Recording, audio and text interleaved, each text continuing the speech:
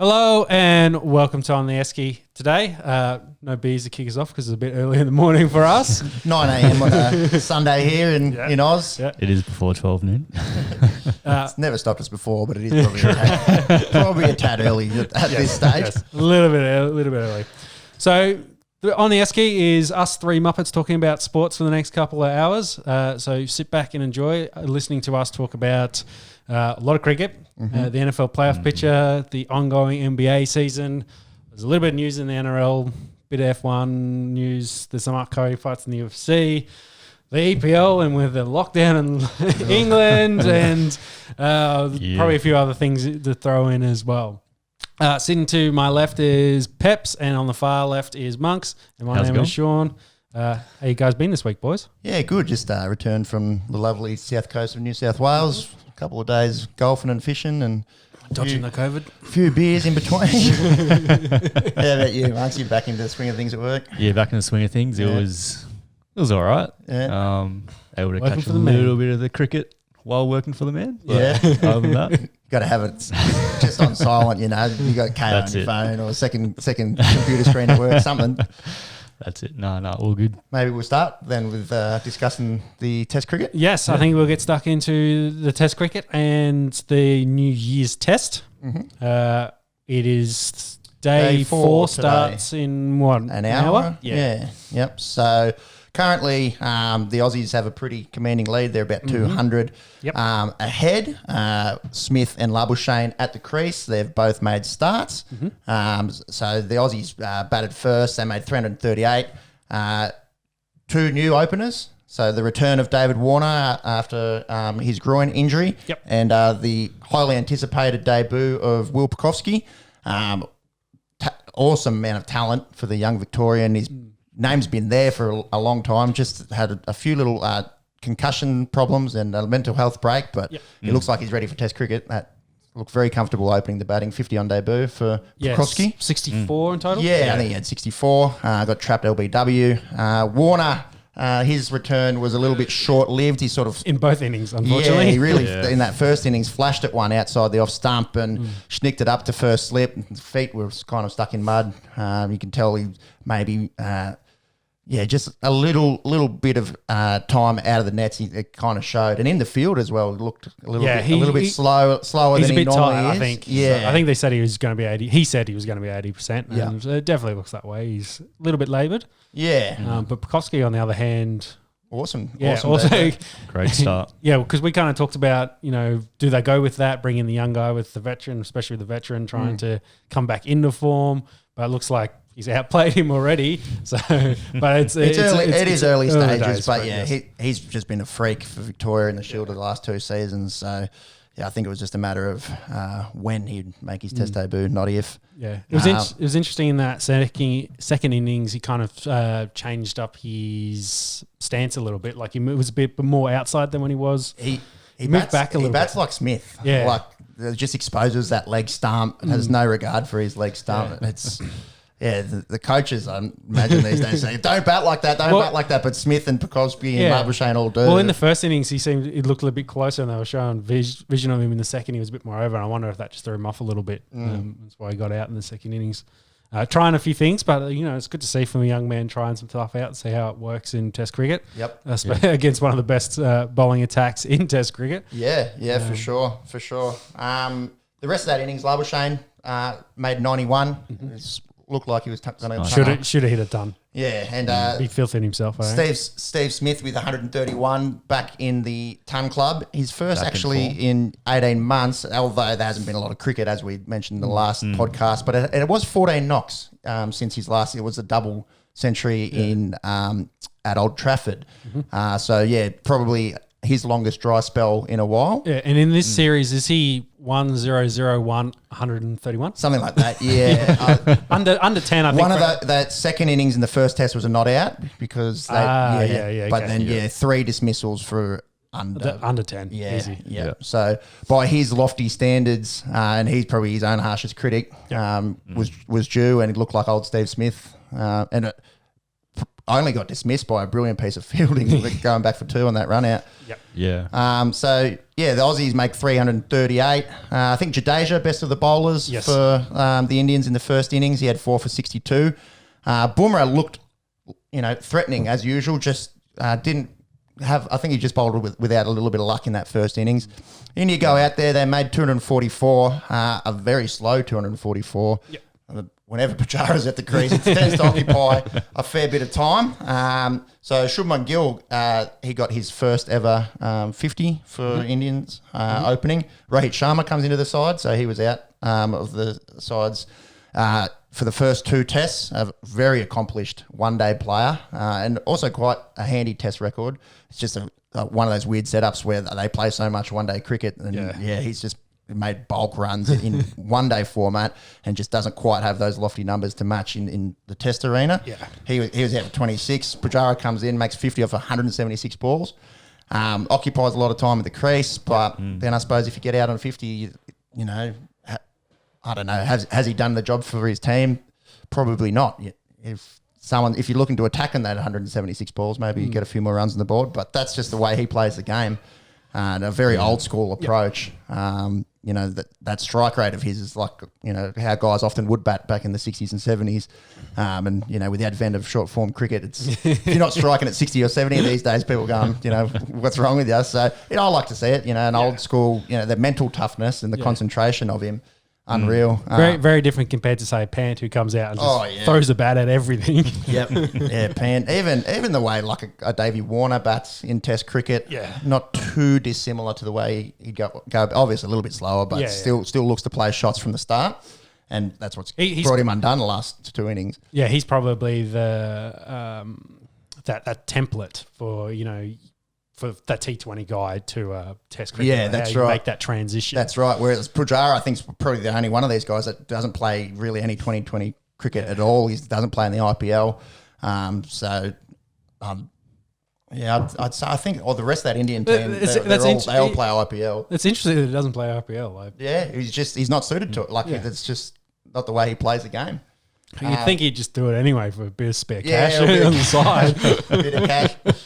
Yeah, it's a curious case of Pujara. He absolutely demolished us last time they were out here. So this was actually his highest score. He's faced a lot of balls still, but just hasn't gone on with his made starts. A few 30s and 40s, and dismissed for 50 off 176 here. Pat Cummins, oh my goodness, he was unreal. He had 4 for 29 off 22 overs. He's going for about 1.5 and over. In the field as well. Yeah, running out, making catches, getting runouts. There was 3 runouts in the Indian innings. Very unusual for... Yeah, the most was 4 in an innings. So even 3, that's crazy. Test cricket, And, there was 1 in the Australian innings as well. So there's 4 across the innings so far too. Some of that, like that Ravi Ashwin, his run out, it was just lazy. He just wasn't backing up. And it was a good piece of fielding, but... Of the 3, Jadeja was caused. He was the other batsman, and 2 called him through on 2 of them. So I don't know if that's necessarily Jadeja's fault, because he's quite handy in between the wickets, and he's trusting his ability. It's up to the other guy to trust your partner and get back up. Well, on that Ashwin one, when they show Ashwin sliding his bat over, the batsman is at the other end with his bat on his hip and like one glove already off because he's already completed his runs. Yeah, exactly. So I can't really blame Jadeja there. I think there's definitely a run in that Ashwin one. He's just a little bit slow off the mark. Yeah. The Aussies, a complete turnaround from their fielding in Melbourne. They fielded very sharp in the field. A few nice catches. Cameron Green took a really nice catch. After his 21 ball duck, he probably was dying to contribute in the field. They weren't giving him the ball a whole lot either. Cam Green, I think he bowled. He bowled a few five overs. Yeah, he bowled a few more towards late in the Indian innings as well. Yeah, and that's the testament to the fitness of the 3 frontline quicks. They just keep pounding. Yeah, well, they want the ball. They're not going to give it to the young fella easily. That's right, especially when Kale's getting 4 for 29 of 22 overs. He'll be saying, give me the ball more. So now Australia resumed in about 45 minutes. They had 2 for 103. That lead, what is that lead exactly? It's about 200 odd, isn't it? I think it's very close to 200. They got 103 and that innings and 197 lead. 197? Yeah, so- 197. Yeah. Very So close to 200. Yeah. Labuschagne, 47 not. Steve Smith, 29 not. They resumed this morning. How many do you reckon they'll want to make? I think it really depends on this first session. If they can get... I think they'll look to attack. Yeah. Well, I think they maybe play it safe for the next 100 and then Yeah. they go ham and see if they can get Yeah. 100 and then say maybe play... If they're 400 ahead, they're declaring. Exactly. They might even declare 350 ahead. Yeah. I think they probably bat 1.5 sessions today, Yeah. maybe. Yeah. See if they can get 200 in 1.5 sessions. Yeah. Yeah. Yeah. Marks, can you Google, please, highest second innings totals to win at the SCG? I don't reckon. Oh, well, SCG limits it because we don't want to Ben Stokes because I think England chased us down Was that the with Ben 400 Stokes one? and something. Yeah, and Stokes hit 140 odd. Jeez. So that's So what maybe- we don't want. Maybe, yeah, but surely 400. Like, that's a freak sort of instant. Yeah. I mean, you're giving them a day and a half Yeah. of the cricket Yeah. to get to it. And the way no one's kind of batted for that long in this series yet no, either. It's definitely been dominated by the bowlers so far.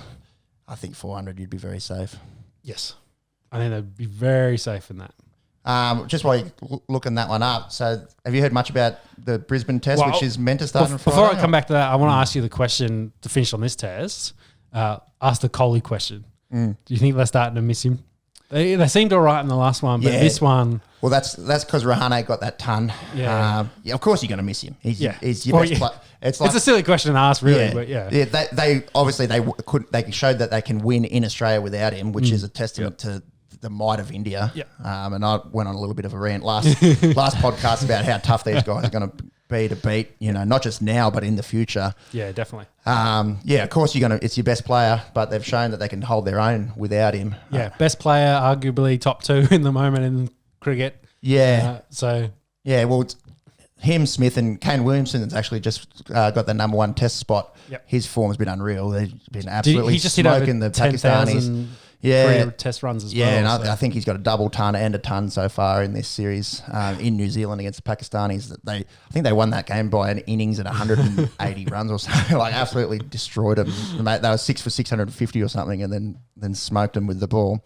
Yep. So yeah, Williamson, Smith for mine, and then probably Coley. Yeah, Yeah, but they're all in terms of that. Test They're cricket. all in that argument, Yeah, and we'll probably piss a lot of people off that Coley's not number 1. But He's not. His numbers don't suggest that he's the number 1 Test batsman in the world. ODIs in 2020 is a different story. And the fact that he's, as we mentioned last week, he was the only player to make all 3 of those teams of the decades. It shows his durability and versatility as a cricketer, can really play the game at an elite level across his game all 3 formats. very flexible and But in adapts terms of Test cricket, I think Smith and Williamson are just that touch better at this stage. Who knows? Who knows? so do you think it would be? This again, we're speculating that whether this test would be different with Coley in it. We think, it's probably more even. If he makes, say, 50 in this, then, that brings that lead right down. It's a lot closer kind of test. Yeah. And there's nothing to say that he couldn't score 100 on this. Yeah, Like, or it looks, a big 100. it looks pretty good for batting wise. The field seems, the outfield seems to hasn't move had quite quick. as many landmines as Melbourne had, and then Though it is, the pitch is deteriorating. I wonder what today and tomorrow is going to be like. I think Nathan Lyon will be very dangerous with the ball tomorrow. Yeah. He didn't get any scalps yesterday, but with that pitch sort of deteriorating, then you don't want to tire out your quicks too much. I think There's a bit of Gary will be getting a lot of the ball. He did bowl 31 overs. Yesterday. There's a bit of movement and there's a decent amount of turn there yesterday. Yeah, So I think it's only going to pick up in the next 2 days. Yep, for sure. And I think you had overs on the 12,500 capacity. Unfortunately, the unders was the right call. With Unders was the right call. 10,000 Yeah. at the ground. Yeah, I think just under. Just under. It's So we were right. 25% max capacity. Yeah, we we're scratching our heads when we're going, oh, geez, you can only have 5 people at your house, but they're going to let 20,000 in at the SCG. We were sort of right there that they did bring that number down, and it didn't go to 0. It didn't go all the way to 0, thankfully. People having to wear masks whilst you're sitting there. It's, Well, the people are full dressing up in hazmat suits and then having the mask on and have to pull it off to sip their beers and put it back on. someone's got to rig up the hazmat suit, but it's got the little, the helmet with the 2 beer cups like Homer Simpson's got with it's just a straw going in. Did you see the classic Aussies? I think Sunrise was doing a cross to SCG and there's a fan in the background with his ass out on sunrise, and his mate was next to him rubbing his nipples. Of course. Yes. Classic Australians at the cricket. But that's grumpy old people, bloody put it here. I think it's a bit funny, but anyways. How do we go on those run chases at the SCG? All right, so I got a couple for us. So last run chase for the SCG was in 2006. Australia chased South Africa down 287 runs. That's the last time someone's won batting second at the SCG is 06. Yeah, I believe so. That came off difficult.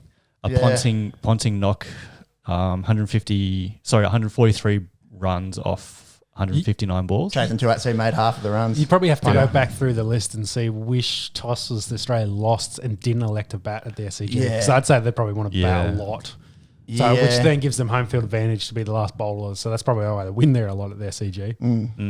Although their record at Sydney's not as good as some of the other grounds. Yeah, so Melbourne and Sydney tend to favour the tourists more so. Not that they have a advantage, but they do tend to do better at those two grounds than, say, Perth or Adelaide or Brisbane.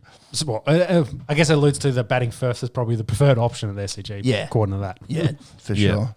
Yeah. But just under 300, 287, that's a lot different to 400. So Yeah, I think if they make anything over if they're 350 ahead, I think they win this game. Yeah. Brisbane. So the government, So- they haven't made a decision. Well, let's talk about Brisbane first. Yes. So the fourth test is meant to be in Brisbane next week. On Friday, so Sunday, it's- so it's 6 days away. Yeah, so it's a very quick turnaround. Brisbane is currently in a 3-day lockdown. So For the one case of coronavirus they have. the UK strain, so they're a little bit worried about they don't want that to spread. I'm from the UK, I'm a bit more dangerous. That's bad, we'll put that one away. So they've, of course, in that lockdown. So they come out of that tomorrow, I believe. So Fridays, or is it Tuesday? I can't remember when it actually started, whether it was midnight Friday or not. Anyway, they're in a little small lockdown just to make sure everything's okay. And then, of course, they've still got their is it 2 weeks isolation? Because it can't be if they're going to play a test next week. No, I think they'll give them a special exemption. Yeah. But I don't think they're getting any of those exemptions. And then I think they very much will be confined to hotels and... Which is essentially what they've been doing the whole tour. Yeah. I reckon they just don't want to play in Brisbane because they got a shit record there. So I think it's very strict to get in. And, of course... since they're New South Welshmen's going across the border, well, they're in New South Wales to go across the border. That's challenged at the moment. Same if they wanted to go down to the MCG because Victoria's also closed their borders to Sydney. You wouldn't think they'd be going there. So they won't go back. They could play again at the SCG and drop another pitch in, but I don't think they started preparing a pitch a couple of days ago. But I think this announcement was made... Friday they said they didn't want to go. So if it's been speculated for a while, actually. Yeah. So if they've said Friday they don't want to go, then if they start to pitch then, it's probably not going to be ready in a week. No. So that's why we're throwing out, bring it to Canberra, bring it to Monica. Don't play two in Sydney. We've got one here. You probably get more fans down in Canberra than you could in Sydney at the moment. So yeah, I don't know what the Big Bash, I suppose. They've had Big Bash here this week. What capacity they've been going?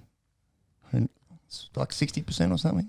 Yeah, maybe around 10,000. Yeah, I'll have to look it up because that Big would be Bash half, Monica crowd. Well, I think Yeah. it's absolutely chock a block. There's like 13. 30. Okay. Yeah. I thought it was more 18, but anyway, yeah. Yeah, I don't think that's going to happen, but we can We can always wish for it. We only did get our first test match down here against Sri Lanka summer before last, and in the NFL, Russell Wilson has just thrown a pick six to the Los Angeles Rams. They're going to take a 13-3 lead here. Yeah. Jeez. We will follow that as we get through it. But yes, so to finish it off, so it doesn't look like it's going to be in Brisbane. SCG makes the most sense. I think they'll still play in Brisbane. I think the government and Cricket Australia will come to some sort of agreement. Maybe. Yeah, that's right. Some sort of cash money agreement.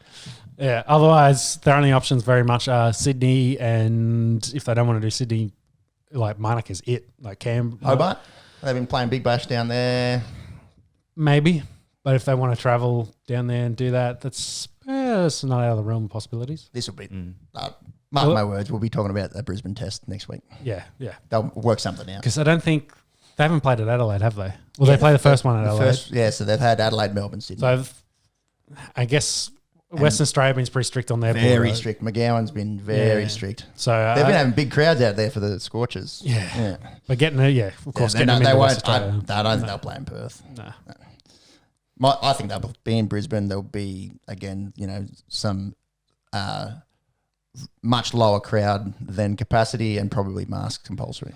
Yeah. Or it may probably for them it makes more sense that that'll be the zero crowd with how hardline stance they are and with what they're doing their lockdown at the moment. They come out of 3. There's one bloody case. Well, let's talk about something different. I'm so sick of this bloody virus bullshit.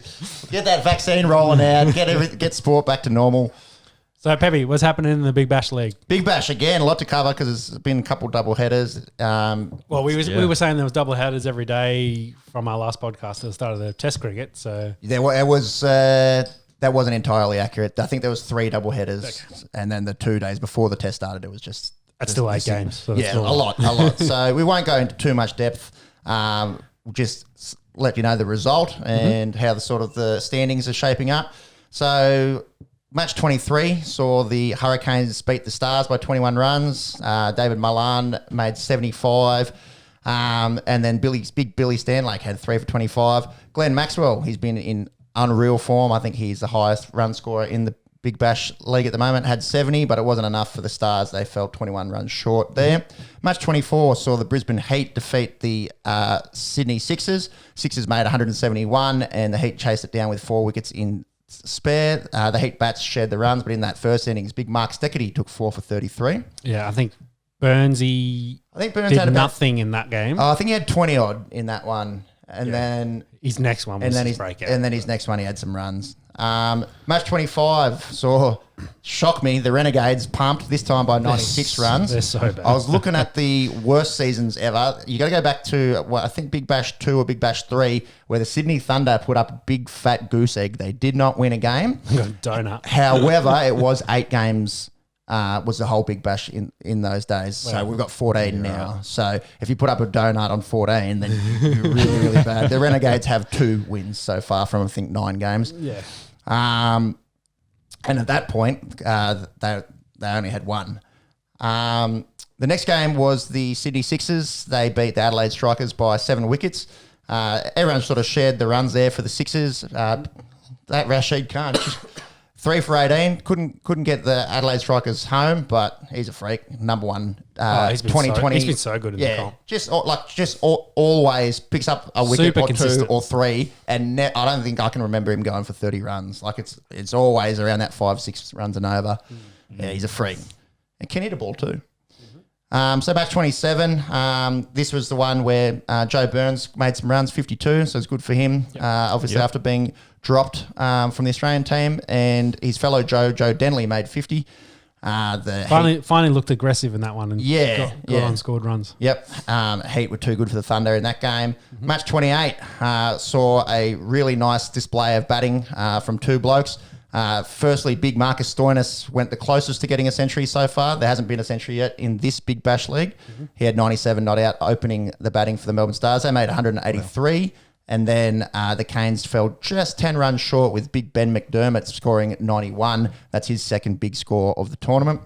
So he's actually leading the runs with 299. McDermott. Jeez, I was way off there. Check that out.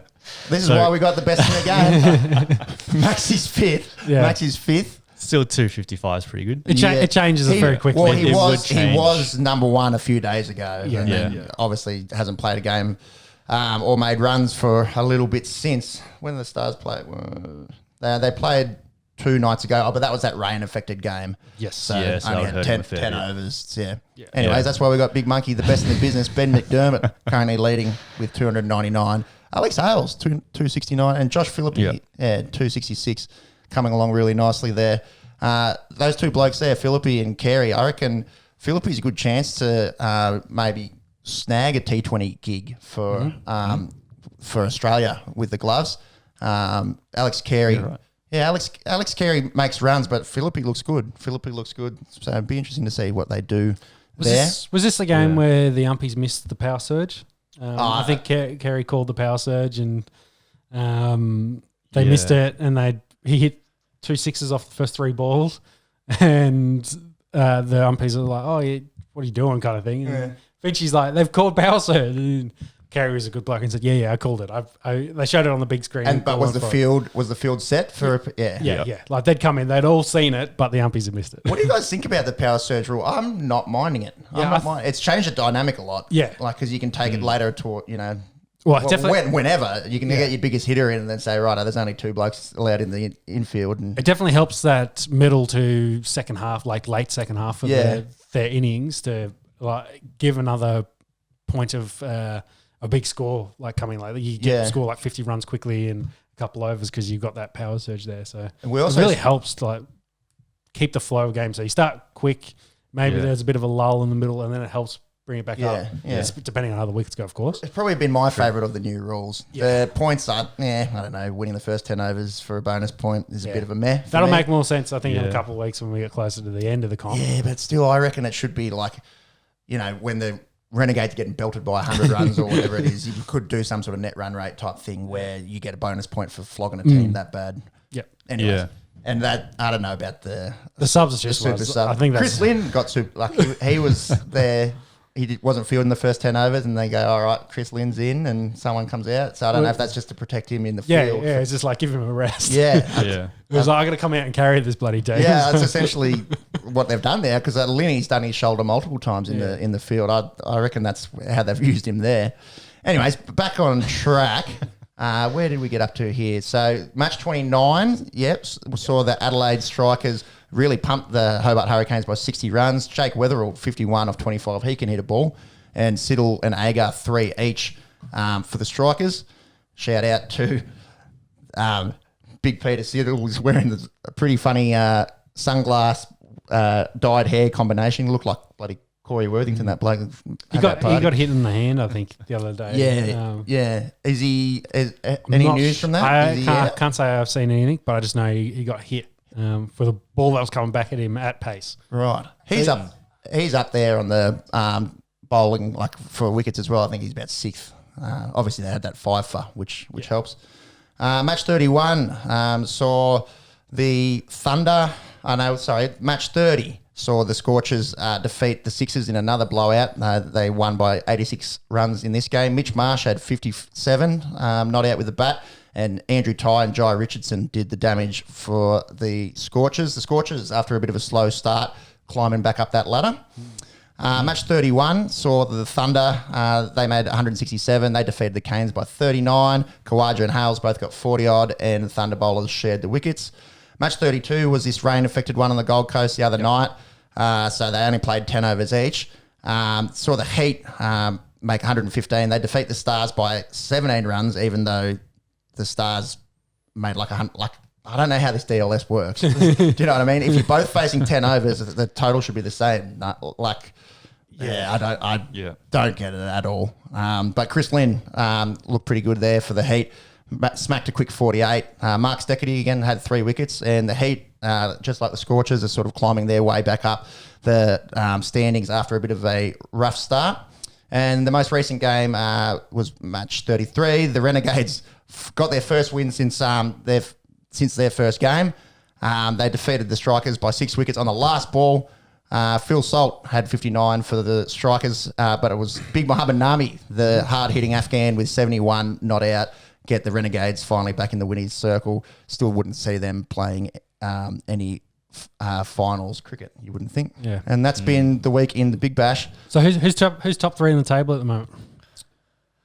Should be. So you got it there. Yeah. Sydney Thunders on 23, Sydney Sixers on 21, and Hobart Hurricanes on 19. Yeah. And then Strikers 17, Scorchers 16, Heat 16, Stars 15. I reckon they're all in the mix. Mm-hmm. Yeah. And Renegades down there on 9 points. I think you can forget about them. Yes. Yep. It's a long season now, isn't it? With 14 games, the Big Bash. I'm glad they fit it though into school holidays. Yeah, it's pretty much yeah. So Big Bash finals like only the start of February. So yeah, I don't know. Some people whinge about it, say this makes it boring or games mean less or this or that. But last year they went deep into February though. So it was like the second or third week of February they finished up, which to me is too long. Doesn't bother me at all. I'm more than happy to have cricket on every night. It's probably our misso's least favourite thing this time of the year when there's Test cricket on all day and then 2020 cricket in the evening. Whole lot of white noise from their perspective. But I've heard they're sick of watching cricket and then having to listen to it on the podcast. So yeah, especially the second one, I'd say. That's speaking of having enough cricket. That's about our wrap, I think. So that'll finish the cricket up for this week, and I think we'll then move into probably the next major sport that's going on at the moment is the NFL with their playoffs. But I think we'll finish off with going through round 17 real quick to see some of the stories that came out of that. Go for it, James. All right. So round 17. Obviously, we had all of the Sunday games. At the top of the list, we had Buffalo Bills at home beating Miami Dolphins 56-26. Yes, smoke. So must win there for the Dolphins. They weren't able to get it done. Then they had to sit back nervously and watch the results of other games. And unfortunately for Tua and Flores and that good Miami defense, they've won 10 games and missed out on the playoffs. But future looks bright in Miami. I think they get 2 top 10 picks. Yeah, they've got the 3rd from Houston. Yeah. And they might get Tua's boy Devontae Smith for him. Maybe, yeah. Just won the Heisman Trophy. First wide receiver to win the Heisman since 1991. Yep. Devonta Smith. 29 years, yeah, we're talking about that. Absolute freak. He looks like it could be the real deal. And also has that connection with Tua. Makes sense, gave him another weapon, and then you've got him and Parker. Away you go. Yeah. I think their future's looking good for Miami. And obviously Buffalo, they just won a playoff game this morning. Spoiler alert. Yes. So, it's the AFC East obviously opened up a fair bit now with the departure of Brady and a lot of those New England defenders sitting out this season. The Patriots' demise. Much to the happiness of every other American football fan that doesn't live in the northeastern 6 states. Yes. What was our next match of importance there? Yep. Well, I guess moving on, we did have Cleveland at home losing to Pittsburgh. Interesting about this winning 24-22. So they won that game. Yeah. They've got Pittsburgh again this week. They do. So obviously no Big Ben. No TJ Watt and a few others. They had a fair few. Mason Rudolph and Myles Garrett shook hands and all forgiven after the helmet bashing incident. Yeah, that's it. But Juju Smith stirring up a little bit of trouble. Dancing on logos. Likes to run his mouth, that Juju. Pretty much came out this week after they just lost to the Cleveland Browns, given they were resting a lot of players, saying that they're the same old Cleveland Browns. Browns. Yeah, we won't have any troubles beating them this week in the playoffs. So it'd be interesting to see if there's any tempers flaring there.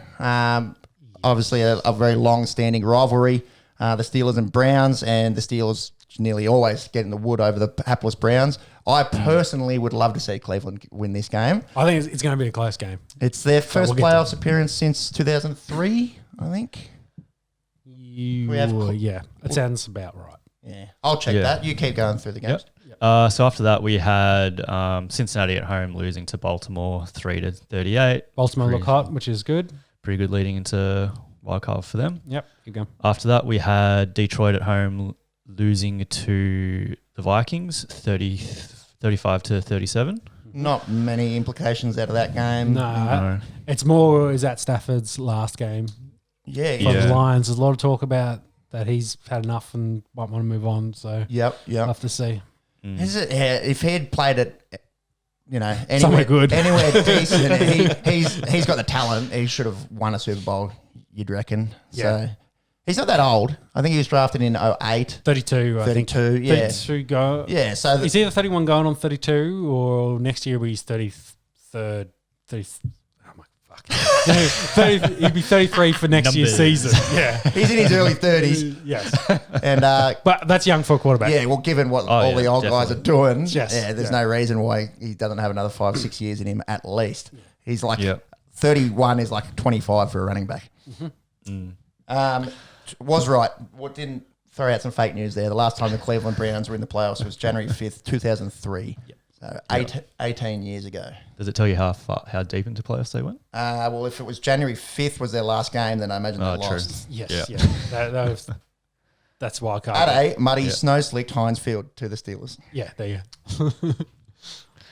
Let's see if they can reverse that result. Yeah, get some happiness in the dog pound. That's it. After that, another throwaway game. We had New England at home beating New York Jets 28-14. So the Jets did a good job of tanking this one. That was too late, actually, for them. Guaranteed 2, and Gaze has finally been fired. Yeah. And I think they cleared house, basically, over there at the Jets. So they are now on the hunt for new coaches. They'll get the second overall pick here. Mm-hmm. What do you reckon? Well, maybe we'll come to that when we talk a bit more about coaches. Let's finish these games first. Right. Yeah, okay.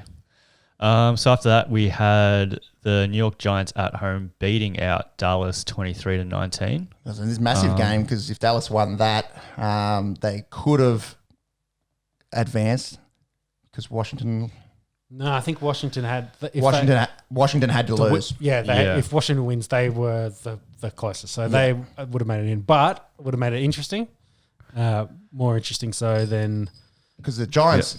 They played before the football team game, so they would have all been watching that game.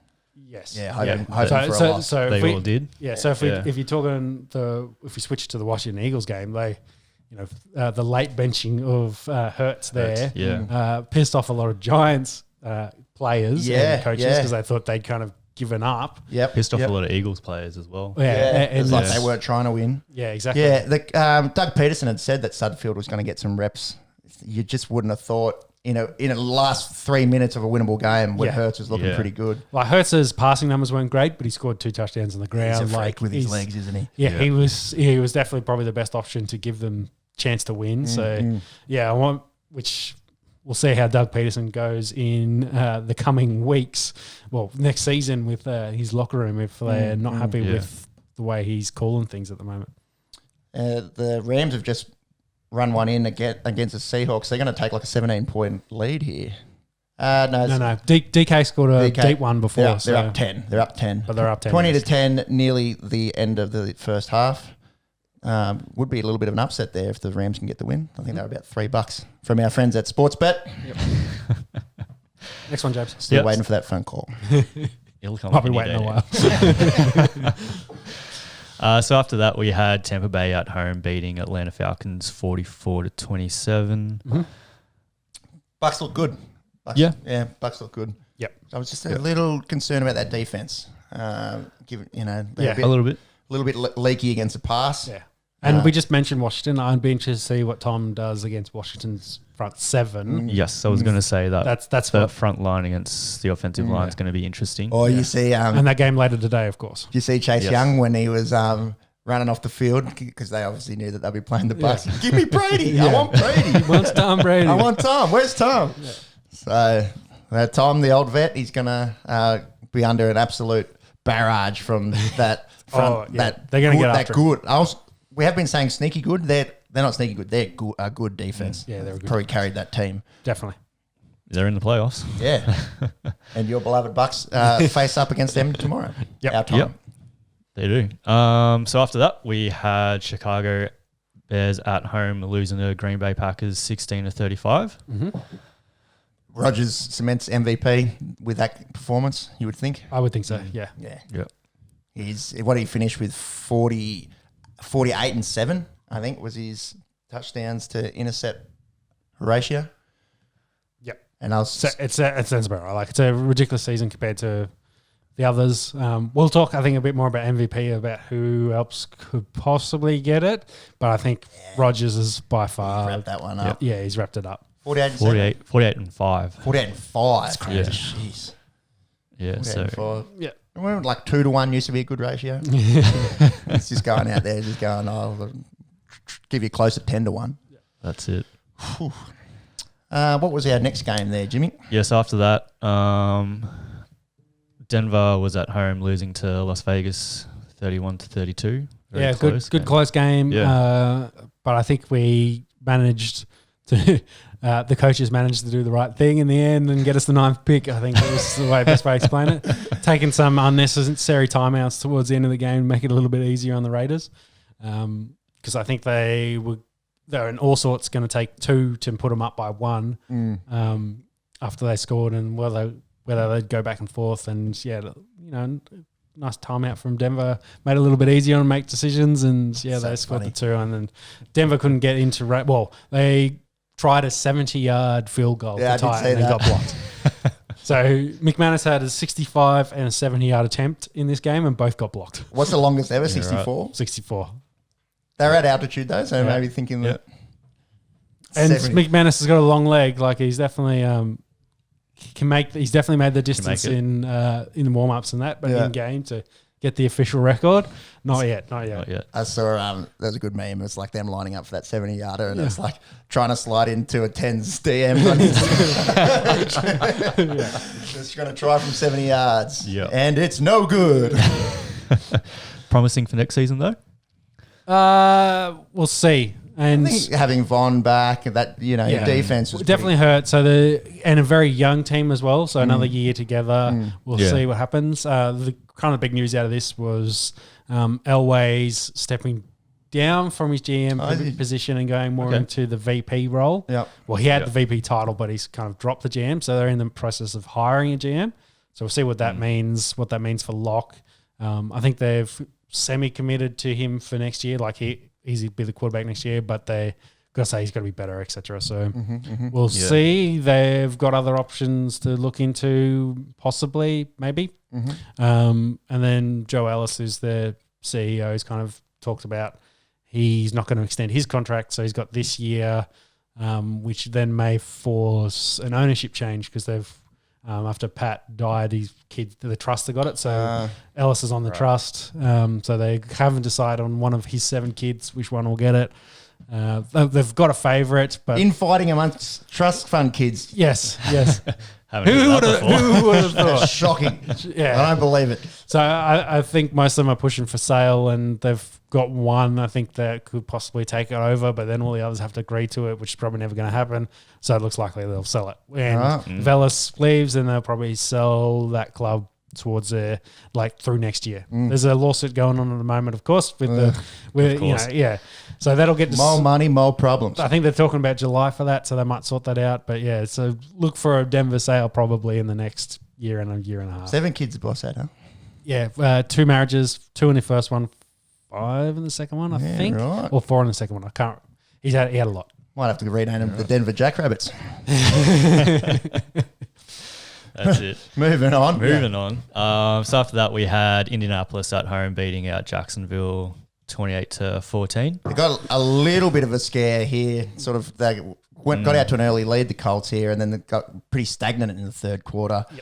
With the Titans winning, if they lost that game, they would have been sayonara. So managed to get it done against the hapless Jags. They go to 1-15, and we'll have the number 1 overall pick next year. Yes, and the Colts played the early game this morning. Yeah. Well, I was going to talk about coaching for Jags because there's Urban Meyer's interviewing either today or yesterday. So that'd be huge. There's talk about that. Pretty much the most accomplished college football coach over the last 20 odd years. Yeah, him and Saban, I think. You could say probably top of the two of the tree. Like they've been there, done that. But what does that mean then for the draft if he goes to Jags at 1? Since he's got that connection with Fields. That Buckeye connection there. Historically, Ohio and Buckeye quarterbacks haven't done very well in the NFL, so there's always that stigma that could be the path, like the Ohio quarterbacks aren't good. It was pro quarterbacks, but Fields could change that. Who knows? Who was that number 1 pick overall a few years back? He was Ohio State. Loved to use his legs and just couldn't do anything. Baltimore pick him up? I'll have a look. No, because Flacco's been there for donkey's years. Oh, this is probably 06, but I remember him being number 1 overall pick, Ohio State guy. Keep going. We'll figure it out. James, next game. Do look that up. So after that, we had Kansas City at home losing to Los Angeles Chargers, obviously resting a few players. No surprise there. Interesting for Chargers. Anthony Lynn gone, so they've got rid of their coach. They won 4 straight at the end of the year. They started 3-9 and finished 7-9. But they've gone. Tough, to get canned after winning your last 4. Yeah, well, I think they probably made that decision once they got smoked by the Patriots, which they then was the last loss, I think, for them, and they won 4 straight after that. And you'd think you coach, you've just got your quarterback in position. You got definitely some veteran talent there. They were hurt on defense, but there's definitely talent there. That maybe they keep him round to keep the cohesion. Yeah. But hopefully they'll bring in a coach that probably is on board with what they're doing and doesn't want to go out and, cull the roster or put his stamp on it. I think the GM staying in place, so the GM will pick the coach that he wants, which by all accounts for all the guys they're interviewing is up and comers. So OCs and DCs that haven't had head coaching jobs before. So they've, I think, at least requested 6 different interviews, probably done most of those, at least half of those, and nothing announced yet, but they should be soon, I'd say. Yeah, well, I suppose unless it's a playoff team, it should be pretty soon. The fellow that I was thinking of wasn't a number 1 overall pick, but he was a Heisman winner, Troy Smith. He was an Ohio State guy, and I think he played his season in the pros, and that was sayonara. What was our next game there, Jimmy? Yep. So after that, we had LA Rams at home beating Arizona Cardinals 18-7. Yeah, so disappointing end for the Cardinals. If they won that game, there was a chance of them making the playoffs. I think they were about par. I don't think anyone expected them to be, a force this year. Their offense looked really nice with the addition of DeAndre Hopkins. I think they're building nicely from where they were a year before to where they are now. Kyle looks better. Get some more talent around him and then, fix up that defense and they'll definitely be challenging next year. I think the big story from this was Goff wasn't quarterback. Yeah, broke his thumb. Had surgery on it. What was our old mate's name? we just looked it up. It was his debut. John Wolford. Wolford. Had a pretty good game. So for the Rams, he had 22 off 38, 231 yards. Didn't get any touchdowns. Did throw 1 interception. Yeah. But was their lead rusher, 6 carries for 56 yards. Okay. So got some wheels. Productive. Unfortunately, his wheels didn't help him in the game today against the Seahawks because he did make, I think it was a 9-year run, and then he got smacked by Bobby Wagner, and right on the he's going down on the crown of his helmet from Wagner's shoulder. So it's not a illegal play, but it's probably twinged his neck up a bit. So he's been taken out, and Goff, who didn't start because of that thumb, has now come in and is leading the Rams. 12 days post-surgery. Yes, 12 days post-surgery, and they are in front against the Seahawks. If there's top 5 guys that you don't want to get busted up by in the NFL, Bobby Wagner's on there. Isn't he? You seen the pipes on the bloke? Yeah, he's a good, big unit of linebacker. Yeah. What other games did we have? So after that, we had San Fran at home losing to Seattle 23-26. Yep. I think San Fran are probably in the market for a new quarterback, so I don't think they're going to... Yeah, Jimmy G's fallen out of favour. Heard a lot. Yeah, that's all it's come down to. Yeah. They made the Super Bowl last year. Well, rumours Patriots want him back, so whether they move him and then try to go with Mullins of the God, or they'll go out and see if they get someone else. There's a lot of whispers of Deshaun Watson being unhappy there in Houston. We'll get to Houston when we talk about Houston, but there's whispers. Keep going. So after that, let's go to Houston. So we had Houston. Segue. Houston at home. Houston at home losing to Tennessee Titans 38-41. This was a danger game here. The Titans had to win. With the Miami loss, I don't know what the tiebreaker was there, but I think they had to win this. Yes, I'm going to say they because there was. I think there's the Browns as well. Had the same record, and the Ravens, so they're all competing for those spots. So the Texans pushed them. Tennessee get the W. Yeah. The king. We were sort of jokingly saying 4 weeks ago, maybe he could get 2,000 yards this year. We needed we forgot he was playing Houston. Where very easy to run the football. At the end of last week, he needed 200 227 or something like that. 23, I think. Yeah, but it was 220 something. Yeah. What if And finished up finished with with 240 something. 2007 or something? Like he only just got it. What Yeah. So what a on freakish year. On the season, he got 2,027. 2027. Yeah, 17 touchdowns. 17 touchdowns. So- mate, if there was a guy not called Rodgers in the league, that's a serious shout for the MVP. Yeah. That was going to be my chat of the MVP. I think Henry and if Adams had played a full year, they're probably the only other two at the other two skill positions. Yeah. So if your best running back, that was Henry. Your best wide receiver, I think. Adams easily. I think Adams, touchdown was. I think we talked about it last week that Adams was miles ahead, and if he'd played probably those last other two three games. two. Yeah. I think he missed two, so he played 14. But Yeah. the way he was going, that's probably another 300 yards and 3 touchdowns. Exactly. He probably gets over 20 touchdowns in the year, which go is down big. as one of the great wide receiving years. Had he? Yeah. Yeah. But so Adams aside, I think that conversation's either Henry or Rodgers for MVP. Yep. All the running backs out there. Come on, show some running backs. Every quarterbacks throw It's rare. 50 touchdowns every year. There's at least one that does it. Like, pick a running back because I think Henry's only the 9th player to go over 2,000 yards in the league. And we're talking about those 200-yard rushing games, which he had 3 of this year. And I think he's number 5. He's got 5 now total, so he's one behind the Juice. And Adrian Peterson. I think 2 of those, the 2 Houston games this year, both went over 200. Yeah. And I think he has, of the 5, 3 of them against Houston. Really? I think is the record. Man, what's going on there? Their front 7 used to be feared. Well, they triple team JJ. Yeah, that's right. And then you don't have to worry. I think the other blokes. I think losing Jadeveon Clowney probably hurt him a little bit. He definitely needs a running mate. Probably. Yeah, needs otherwise they're on just the other end. Yeah, they'll block him with 2 guys. Maybe the running backs there as well if he beats him. Yep. So Yep. they just if they can block him for 6-7 seconds, then it's sorted. Like there's plenty of time for a quarterback. for sure.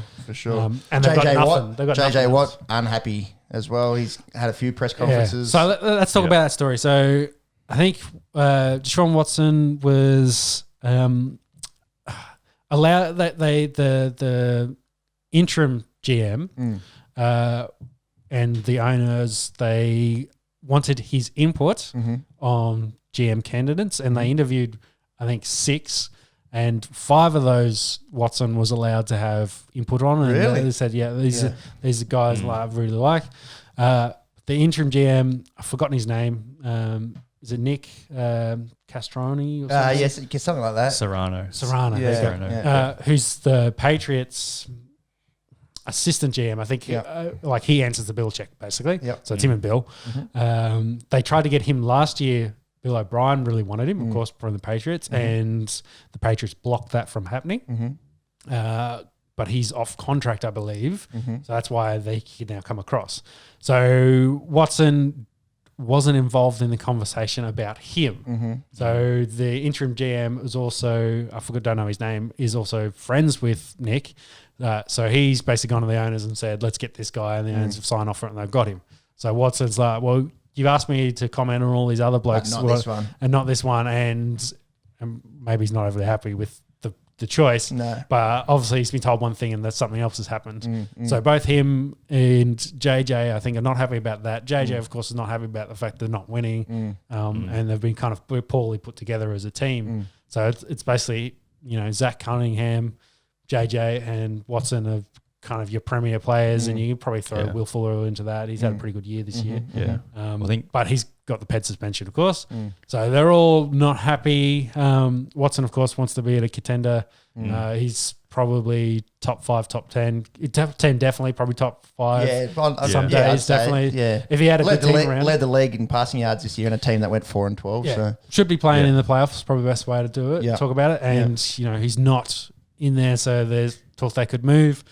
JJ, I think, wants to play with his brother. There's talk about that. So Steelers. Scary. Interesting. Moving him is probably more doable than Watson. Yeah. I think Because they only just extended his contract and made it in the second highest paid quarterback in the Yeah. NFL. Yeah. And He's on about 40 mil a year, and I think they'd have dead money from next year if they were to trade him. So Yeah. he might have to just stay there and be unhappy for a year. yeah, so Yeah. I think trading is probably his only option. They definitely can't do anything else, and they definitely wouldn't do anything else. No. But of the biggest trades in the NFL, none of them have been of a premier quarterback in his prime. So if you go back to, I think, Steve Young in his early 30s was traded. But you look at all of those trades, Herschel Walker was another one, Eric Dixon was traded. But you look at those ones, they were all for multiple firsts and multiple seconds. And some of those had players. They were saying they want 3 first rounders, 3 second rounders for it. Yeah, That's yeah. a lot of picks. It's a lot of picks and even a player as well. So and that some guys like execs were saying that's probably to start the conversation. Yeah, right. Like that's what you need to walk Yeah. in with the room to at least open that door a little bit to have that conversation. Because I think Cutler probably is the last one that makes sense, and it, makes sense for me. So 06 coming off. He was traded in 07 coming off his 06 season. No, he was traded in 08 coming off his 07 season. He threw over 4,000 yards, 26 touchdowns, something like that. He was traded in his third year, but an up-and-coming player. I think Denver got a first and 2 seconds for him, I think. It was definitely 2 seconds. I can't remember if it was 2 firsts. But You got to be throwing out a fair bit for a quarterback in their prime. Yeah. So, but that's it's not a prime quarterback, but definitely an up-and-comer that you can see potential. And that's what the Bears threw away. And Kyle Orton was included in that trade, I believe. So there's potential, Patriots maybe think about that, but do they give away the capital? Don't know. Because it's literally you're giving away your next 3 years worth of top picks. Yeah. So you could also probably negotiate, try and get your way back into some of those drafts. But of course, you then got to trade other guys to be able to do that, and you'll have to see what happens. But it's Imagine the morale in Houston if they lose JJ and Deshaun. yeah. Jeez. And I think if it's Deshaun, it I don't want to say Denver makes sense as an organization, but they've got all that. As an example, they've got young talent in place that they've got. They're probably missing a quarterback, so they could maybe trade away the futures kind of drafts because they've already got that young nucleus they're hoping to build around. But again, it's still a risk. Like it's still Massive risk. massive risk. You mentioned the Patriots. Other places I've heard are maybe the 49ers or Bears. Yes. Yep. So we'll have to just watch that Bears space. to fix up their error of taking too risky. Yeah. Who was taken before Deshaun Watson Yes. and Pat Mahomes. Yes. No Chicago Rams today. Poor fellas. Poor Bears. Yeah. That finishes up the Houston chat. Yeah. Keep going. What other games do we Back have? to week 17. Yeah, So finish off the games. after that, we had Carolina Panthers at home losing to New Orleans 7-33. Saints did it easy. Saints did it easy. Saints go through. That's it. And then the last game for the round was Philadelphia at home losing to the Washington football team, Which we talked 14-20. Yeah, we just mentioned pretty questionable call there from Doug Peterson throwing in the backup quarterback with 4 minutes to go in a game. Throwing in the towel very much. That could have been won. Obviously, no implications for Philadelphia from winning that game, but massive for the other teams in the NFC East. Yep. So, playoff picture then. Yeah. I think makes sense. So the first game this morning was Colts versus Bills. Went down to the wire. Bills win, so Colts done, and Rivers maybe done. Yeah. It's interesting. The 5 oldest quarterbacks in the league are all in the playoffs. Yeah. Rivers, of course, being the first one of those quarterbacks to go. So if he comes back, I think it makes sense probably at the Colts for another, say, 1 year deal if he wants it. Otherwise, they could be another team looking for quarterbacks. Yeah. In the offseason. Yep. The other 4 being Brady, Breeze, Rodgers, Big Ben, Yes. who are all over 38, I think. Yes. I think Rodgers is 37, 38. Yeah, Ben and Rogers are under 40. Yeah. The other 2 over 40. Crazy to have 5 guys that old. Yeah, well, it's kind of that, which is a good thing for, say, Stafford. It kind of shows that you if you can protect your quarterback. Invest in me, and I can give you 7, 8 years, potentially more. Yep, definitely. So on the Bills, I'd be concerned with them at the moment because of their run game. Yeah, they can't run the ball. We've spoken about it. Leading rusher for them today, Josh Allen. Josh Allen. Yeah. Devin Singletary, I think, led him on the season with about 500, Yeah. didn't he? So I think when I looked at it late in the game, the running backs had like 5 carries. yeah. And Allen had like 6. Yeah. So They just like slinging it, don't they? Yeah. Stephon Diggs, another big game. over 100. So yeah. Yeah. Who do they get now? The Bills. So they are the highest seed too. So they will get the highest remaining seed because Chiefs get the lowest remaining seed. Yes. Mm. So It'll be there. And then there's a game in the course in the middle. So you got Steelers, Browns, Ravens, and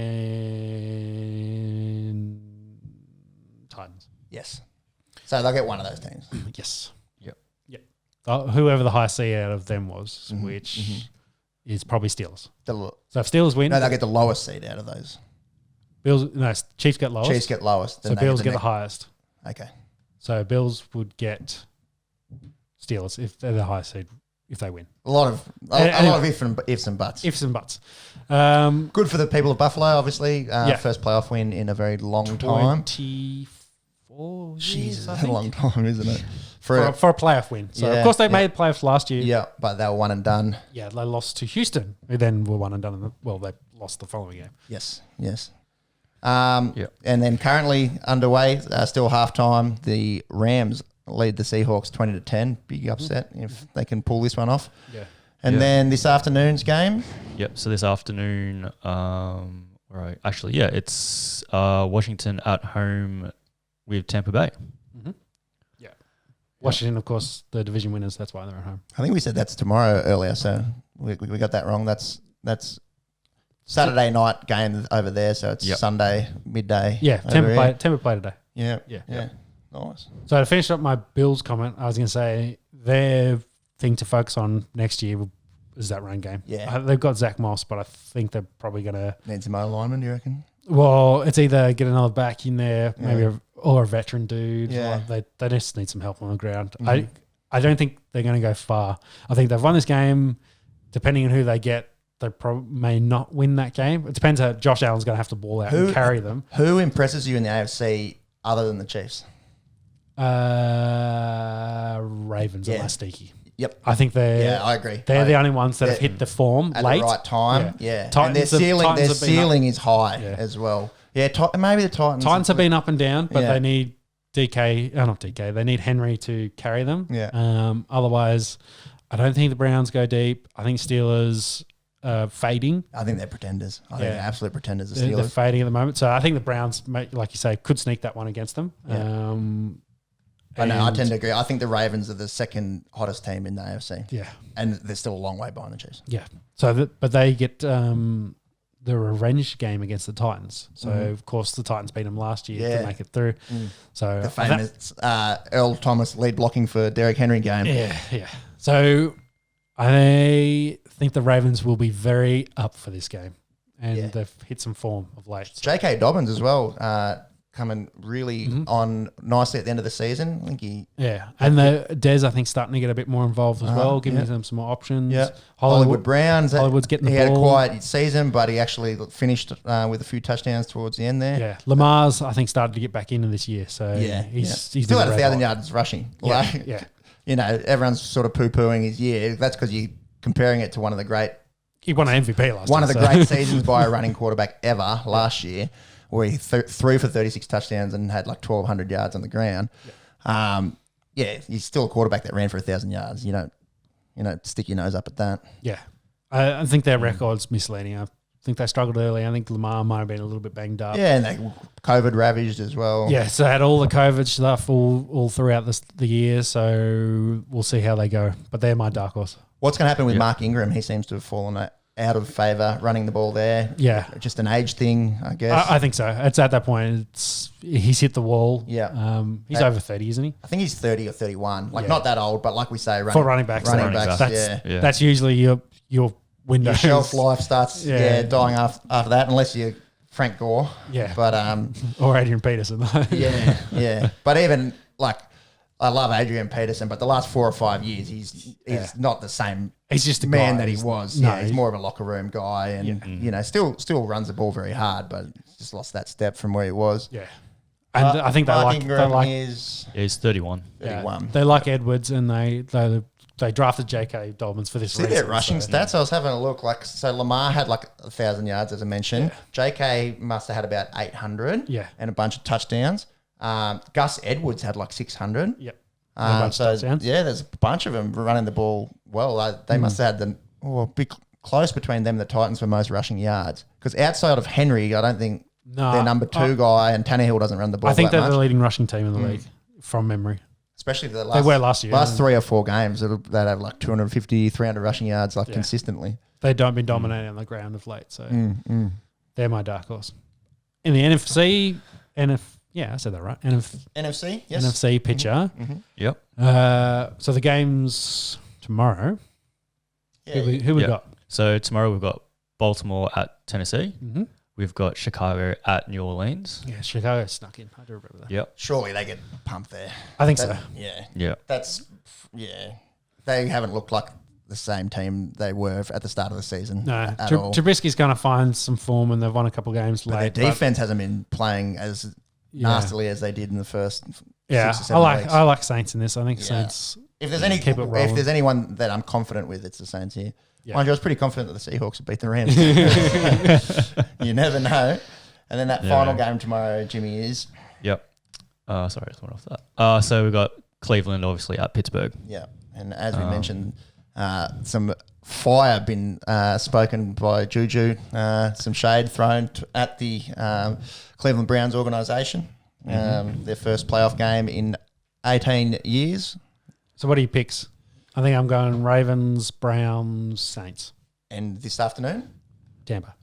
yes, I'll Yeah, go. I like that. I think this afternoon's game's going to be closer than some predict. I think Tom's going to be very, very frustrated. Yeah, But I still think they win. I think so. Too. 24 to 17 or something. And geez, if they bow out in this game, it's not a waste of a season, but a very disappointing season considering all the investment into that offensive side of the ball, putting together one of the best receiving cores based on talent ever. I'll go with you there, Sean. I think the Bucks win this afternoon, but I do think it's close, and I don't think the football team get embarrassed, and they should hold their heads high on a reasonable season. Obviously, only 7-9, but at the start of the year, people were sort of writing them off as cellar dwellers. So Yeah. no one was talking about them winning the NFC East. They've got a good young core there.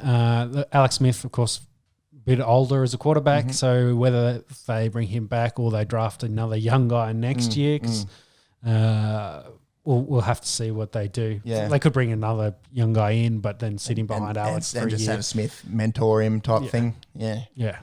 But it's up to Smith if he wants to come back. I'll go Ravens as well. I was just touting them as the second best team in the AFC, so I got to pick them. But that game does concern me. I think the Saints. That'll be a good game. I think it's going to be a cracking I think the game. Saints win easily, and I'm going to go Browns, but with no confidence. No, I think that's going to be a close game. You can't have confidence in Cleveland Brown in the same sentence, can you? I'll go the Browns. Yep. Yeah, I think I'm going the same with that. That wraps up the playoffs. Yeah, for this week. So I just wanted to cover quickly. So Falcons, Lions, Texans, and Jacksonville Chargers and Jets are all looking for new coaches. A lot of the very similar sort of names. A lot of offensive and defensive coordinators, of course. I don't think there's I don't think there's many in the way of existing Current head coaches. Well, or guys that were head coaches. Marvin Lewis is probably the only one of note from a head coaching standpoint. Raheem Morris, of course, is the interim Falcons coach. They're looking at him. Jim Cardwell's the only other well-known name as a head coach as well that's in there. But a lot of a lot of names I don't recognise. Yeah, a lot of young and upcoming guys that have been looked at for positions. I think someone was looking at Joe Brady. Chargers were from Panthers, who's only that's his first year in the league. Really? After coming up from LSU. Right. So bunch of the Rams defensive coordinator, 49ers defensive coordinator getting looks. Guys both, again, that haven't been head coaches. So it'll be interesting to see where they go in this. There'll be a lot of first-time head coaches, I think, for these teams next year. One or two of them may go safe. Jets make sense for, say, someone like Marvin Lewis to go do a very safe pick and see how you go. Yeah. Or they could go left field and get someone completely new. But we'll have to wait and see. Tough job, that one, isn't it? I think a lot of these will be sorted out next week because they try to get them in quick because, of course, they're competing for these positions for these candidates. Yeah. So we'll see how we go. And then the draft's obviously only 3.5 months away. So yes, start planning for that. Yeah, and combines March, free agents are March as well. Yeah, actually, no, combines end of February. Free agency is the second week of March. Yeah. So it's funny for a sport where you can win the Super Bowl playing 19 games, the amount of off-season work that has to go into it. Yeah. Oh, definitely. Yeah, it's when you compare it to, say, like the EPL where they have 3 months off-season, 9 months on. Well, the Senior Bowl and some of the regional bowls for guys finishing up college is in the second week of February. So, Super Bowl happens in the on the 8th of February, and then I think you maybe get a week's break, and then you're back into prospects for the draft. Like they're playing some of those the Shrine Bowl and the East and West Bowl and that kind of thing. The players all probably get a good month off at least. Yeah. But the players, no such rest for the coaches. I don't think they're due back. Like the rookies come back in June or something, and then the players come back around that June, July time. So they get like 4 months off. Yeah, the players get time off, but the coaching and the front office not so much. Speaking of front office, we talked about Houston and their signing of Nick. So we'll see how that goes. The Falcons also looking for a GM with their head coach. Panthers are looking for a new GM. Their GM was a guy that had been there at the Panthers and they brought him back for a couple of years, but I think they're trying to, move him off and get someone else.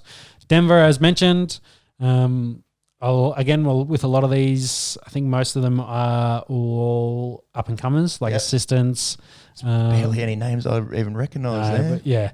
GMs is a lot harder, of course, because they're mostly in the shadows unless they're a big former player like Elway or Uzi Newsom, the Ravens. Yeah. Or someone like Bill who does both, like Belichick. Yeah. Denver, of course, looking for theirs. Lions looking for both head coach and a GM too. Houston's have done theirs. And Jacksonville, of course, looking for their GM as well as a head coach, which will be interesting if they pick Meyer, how much power he'll have over there. Yeah, that's right. Be a whipping boy. So 2020 All-Pro team for this year. Quarterbacks, I think, makes sense. Yep, Rodgers picks himself. Henry at running back. Picks himself. Kelsey at... Picks himself. Yeah.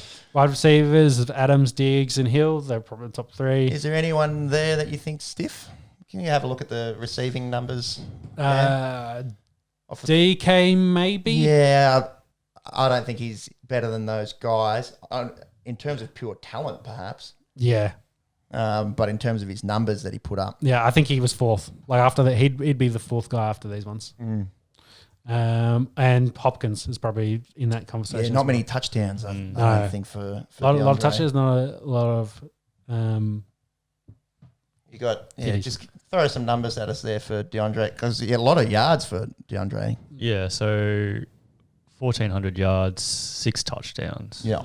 That's probably the big. Is it in order? What number is he? Was ranked first for the NFC. Justin Jefferson after him, 1,400 yards. That's a good rookie, yeah. We'll get to that in a sec. Yep. No, I think that's fair. That's the 3 best seasons by wide receivers in the NFL. Run through the offensive lineman for me. David Bakhtiari, Green Bay. Unfortunately, he went down for Green Bay in their last game, so I don't know if it's confirmed ACL, but wishing him all the best. He's heart and soul of that Green Bay line. Jack Conklin, the right tackle from Cleveland Browns. He's a sort of up-and-coming guy. He was at Tennessee the year before. Uh-huh. So, and it helped pave the way a lot for Henry. So he's signed a big contract, went to Cleveland, and probably helped Cleveland a lot because they their running game was really good this year. They wasn't it? needed to solidify that offensive line a fair bit, and he's definitely helped them out. Yep. Quentin Nelson, the left guard, absolute beast. Yep. Going back to Cleveland and the playoff games, COVID. Yeah. Well, it's who's coaches. It's a lot of it's the coaches. staff. Assistant. Almost the entire coaching staff is out. So what are they? Is it So three they had players? Have you got there? So off the top of my head, I can't remember how many players, but they hadn't been training for the last 3-4 days. They've been locked in home. Yep. I think they're allowed to do a walkthrough before the game today. They've been doing virtual Sorry, training, tomorrow. I believe. Virtual training. Yeah. So how does that? They have the coaches on Skype and they're running routes in their backyard and, and going through the game plan. It's like they do this in this situation and they're doing the best they can in the situation under the situation. Yeah. So it's that'll play Yeah. huge in their preparation against The Rona. against definitely. Pittsburgh. So yeah. Yeah, especially like it was half your coaching staff. Jeez. Yeah, well, head coach. But obviously no big name players. Like we're expecting Baker and Chubb and Jarvis and Kareem Hunt to all be out there. I think they're going to have a pretty close to full squad, but yeah. Okay. Yeah. Quentin Nelson, the Colts left guard, absolute beast. Yeah. The right guard, Worth the pick. Brandon Scherf. Do you see much of him from Washington football team? He'd been hurt last year, come back, and I don't think he actually started the start of this year. Or I know for a fact he did miss a couple of games, but he's been unreal for them, and I think he was up for contract last year and signed a nice contract to stay at Washington. But he's always been up there as a top guy. And Corey Lindsley from Green Bay, getting the centre spot. Green Bay getting 2 out of this. Yeah, well, just go up in that all-pro offense. There's 4 Packers there compared to 2 Chiefs. So if that is going to be the Super Bowl, it's a little bit interesting. Defense? Over on the defense, TJ Watt putting his hand up for Defensive Player of the Year, along with Myles Garrett from Cleveland. 2 solid picks. The interior guy, I don't know, Aaron Donald, you heard of him? Yeah, it's not too bad. He's pretty good at the football. He's DeForest Buckner, as his running mate in this All-Pro, had a great year for Colts coming from... He was 49ers. they traded 49ers. Definitely helped that offense. That defense and Yeah. the Colts defense improve. They have so much in this year because of his disruptiveness up front, it allows the guys in the back end to be able to get after it. Yeah, and good for him. That's obviously his first All-Pro selection. I think he's maybe second. I think he was in the Pro Bowl last year at the 49ers as well. So he'll probably be up for a little bit more cash money on his next contract, you'd reckon?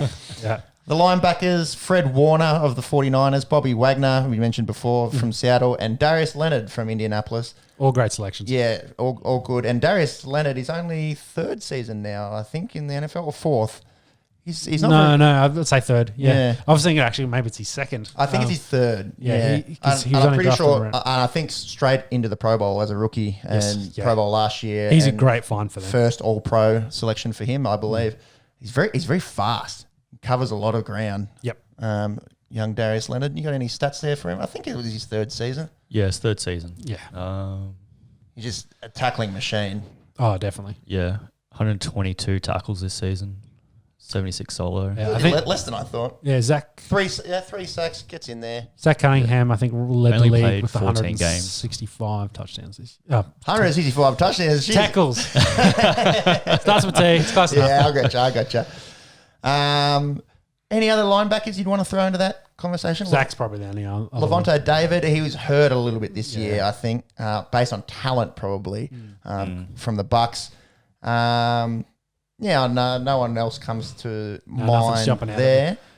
Now, here's a really interesting few selections, I think. Xavier Howard, Miami, Jalen Ramsey, Los Angeles Rams. Howard you got to have there after 10 his year. intercepts. Yeah. That's freakish numbers. And Jalen Ramsey, pretty much all consensus best corner in the league in terms of his shutdown ability. Yep. I don't think he had the picks this year, but that's, I think, because no one really likes throwing to him. And He shut down DK definitely- reasonably well. in the first game, yes. Second game, a little bit, not so much. But in this game, he's given up 1 touchdown already. So, but DK's a freak too. So True. How good's that matchup, DK and Jalen? Oh, definitely. Are any guys stiff to miss out there? Steph Gilmore didn't have the season that he had last year. Well, the other Patriots cornerback got JC Jackson, 9 picks this massive. year. I think he made the Pro Bowl team, so his first Pro Bowl. But I think that's they're the two best corners in the league. Yep. And then the safeties. Well, Patrick Peterson maybe. Yeah, but I don't think he had the. No. He statistically didn't have the year. I'd say if you looked at his coverage numbers, he was definitely up there with Ramsey.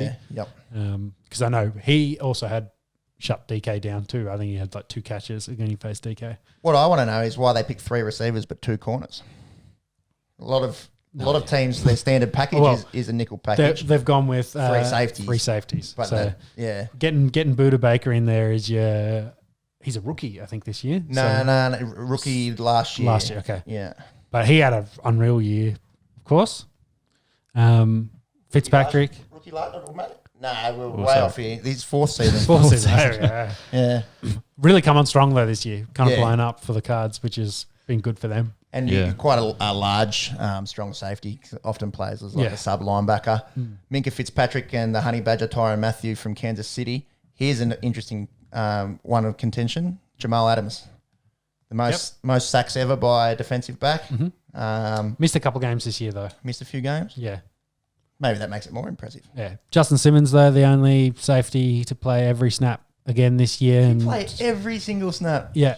Only player to do that this year, and he's done it for the last 3 years in a row. So super healthy. On the defensive side of the ball? On the defensive side of the ball. Because there would have been some quarterbacks that didn't miss a snap, I wouldn't have thought. No, because they come out. Because they usually get like... you're not counting special teams, are you? No, not special teams. So offensive, defensive. So he had 900 and something snaps last year, 900 and something snaps this year. So crazy. He's been good. So, but the kicker, Jason Sanders from Miami. Mm-hmm. Maybe old super nerd Rodrigo Blankenship, maybe a little bit stiff there, but also that Atlanta kicker, Koo. Yeah. Young Ho Koo had a good season. But, without talking about kickers and punters here, they're not real people. Sorry, Pat. Jake Bailey from New England. That's only... he'd be young. Yeah, he's only young. Can we have a little look at Jake Bailey, please? Punter from New England. I think the only Patriot to make... there's 2 on special teams there. Yeah. So kick returner, Cordarrelle Patterson from Chicago. Absolute weapon whenever he's in the open field. Actually saw a little bit of action this year as a running back. Yes, running back / receiver. Just getting some extra time in there. Yep. Punt returner, Gunnar Olszewski from New England. Definitely returned 1 to the house, possibly more. Him and Jake Bailey, the only Pats in there. Unusual for them to only get 2. So this is Jake's second season. Only young. So good on him. His second season in the NFL to be making the All-Pro team. Probably a bit of indicative of New England's season with their punter making the All-Pro team. There's a special teamer, George Odom from Indianapolis. Long snapper, Morgan Cox from Baltimore. And that's it for the first teams. I think we'll leave the second team. I think we talked about some of the second team guys anyway. So we mentioned the Heisman. So Devontae Smith, of course, winning the Heisman. Yep. First receiver to do it. But let's in 29 years. 29 years. Yes. Let's finish up with some awards talk. So we talked about MVP. I think it's probably down. We listed, say, 3 of the skill positions. Probably down to 2. It's Rodgers and Henry. I think Rodgers unanimous. Yeah. I think Henry will get some votes, but I think it'll be Rodgers. Henry, of course, will be the dark horse in this. I don't see him sneaking it. Let me put it this way. Rodgers probably gets MVP. Maybe Henry gets the Offensive Player of the Year award. Maybe they swing it like that. Yeah. According to our good friends at Sportsbet, Aaron Rodgers is at $1.03. Yeah. Almost guaranteed. It's actually Josh Allen and Patty Mahomes at 11 and 15. There's no love for the running backs. No. If you want to chuck a sneaky $5 on Derrick Henry, he's paying $51 to 1. I'd take him as the Offensive Player of the Year award. Yeah. So, Defensive Player of the Year. This one, much trickier. Yeah. And I might need to have you on some stat alert there, Monkey, if you just want to bring up the defensive stats. Well, I think... TJ Watt led the league for sacks. 15. Yes. Which is unreal. Yeah. Sack a game just about. But Donald was putting up like 19 and 20 a few seasons ago. So if you go stat-wise for outside linebackers, TJ's the top one. For defensive linemen, it's probably Donald. He had a crazy amount of presses and 13.5 sacks this year. 13.5 was it for Donald? Yeah. He makes a lot of tackles as well. Yes. Have you got Aaron Donald tackles there? Yes. 45. That's less than I thought. Yeah. That's less than I thought. For linebackers, I think Zach Cunningham had the most tackles, but I don't think he's going to be in the conversation. No, I don't think so at I don't all. think any of the inside linebackers are going to be in the conversation. No. I think he just had the most tackles because they couldn't stop the run. He had to make a lot of tackles. True. Safety-wise, I don't think any of the safeties will probably get in the conversation. No. None of them had any... Like they, all those, as the ones we talked about before, had some good years, but nothing statistically. No corners. Howard makes the most sense because, of course, the 10 picks had a pretty good coverage rate as well. Very low completion percentage, and then QB rating against him. So his numbers compared to Steph last year, more picks, less touchdowns. Yeah, he didn't get a defensive touchdown. Coverage-wise, comparable. Gilmore's coverage Gilly numbers a little bit better. Yeah, he didn't allow a touchdown last year. That is which is so freakish. freakish. Yeah. So they're probably the three. I think it's TJ, Donald. Well, Donald's probably in the conversation every year for Defensive Player of the Year. Just because of how good he is. But in terms of sheer numbers, hasn't posted the numbers that he normally would. Yeah. Watching him play, I think that's just because he gets doubled and tripled more than ever. And the problem is he's already won it. And then compare it to his previous year where he had 20 sacks. I think, yeah. So they'd be like, oh, it's down. That's a down year for him. So I think it's probably down to TJ and Howard. They did give a corner with last year, but 15 is probably not enough for me for sack wise compared to some of the again, Donald got 20 when he won it. Yeah. Those high teens. Yeah. Howard 10 picks. 10. When was the last person to get 10 picks in the NFL? Well, I know Champ. That'd be a while. Champ did it in 04 or 05. Rivers, or Cromartie did it a couple of years after that. Yeah. And I don't reckon there's been one recently. And Sante Samuel, I think, did 10 as well. Yeah. But we're all talking early 2000s here. It was the last one. Leader list from each year. So the last one with 10 was Cromartie 07. Yeah. A lot of 9s. Sean, you killed that there because in 06, Champ and Asante Samuel both had 10. And then the year before, Ty Law and Delthan O'Neill. O'Neill, forgotten that name. I think that was 10. a year for the Bengals. So there was 05, 06, 07 where quarterbacks were getting picked off a lot. And then since then, the last 13 years, no one's hit the double digits. Yeah, golden years of corners. Yeah. I love me some Champ Beatty. So I think he won Defensive Player of the Year that year. Yeah. Yeah, looking at that, you're doing something that hasn't been done for 13 years, getting 10 picks. Most picks in a season, I think, is 10 as well. I don't think anyone's got I think over it's 10. more. I think back in the day, perhaps. Well, they didn't pass as much back in the day. But they got picked off more. Okay. There's 12 there, 1974. Yeah, so 1974 to 1981. 13. There was all double-digit seasons. Okay. 1980, Lester Hayes, 13. That would have been in a 14-game season as well. It's Wow. crazy. Won a game. Yeah. Keep going. We're going pretty far back now. That gives us the record, though. Oh, no. Yeah.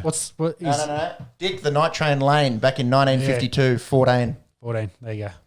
The Night Train. Yeah. He was scared of flying. I probably would have been too in the 1950s. So he used to take the night trains to the games. Yeah. That was his rookie season as well. Really? Dick, the Night Train Lane. In the Hall of Fame, I believe, too. Yeah, Hall of Famer.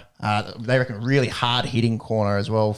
I think their tackling rules were a little bit Different. crazier than those days. Yeah, you take people's heads off a bit. So there you go. There's your little bit of NFL trivia for you. The most picks in a season, 14, 1952, Dick the Night Train Lane. It makes sense. Don't get on a plane, especially not out of Indonesia.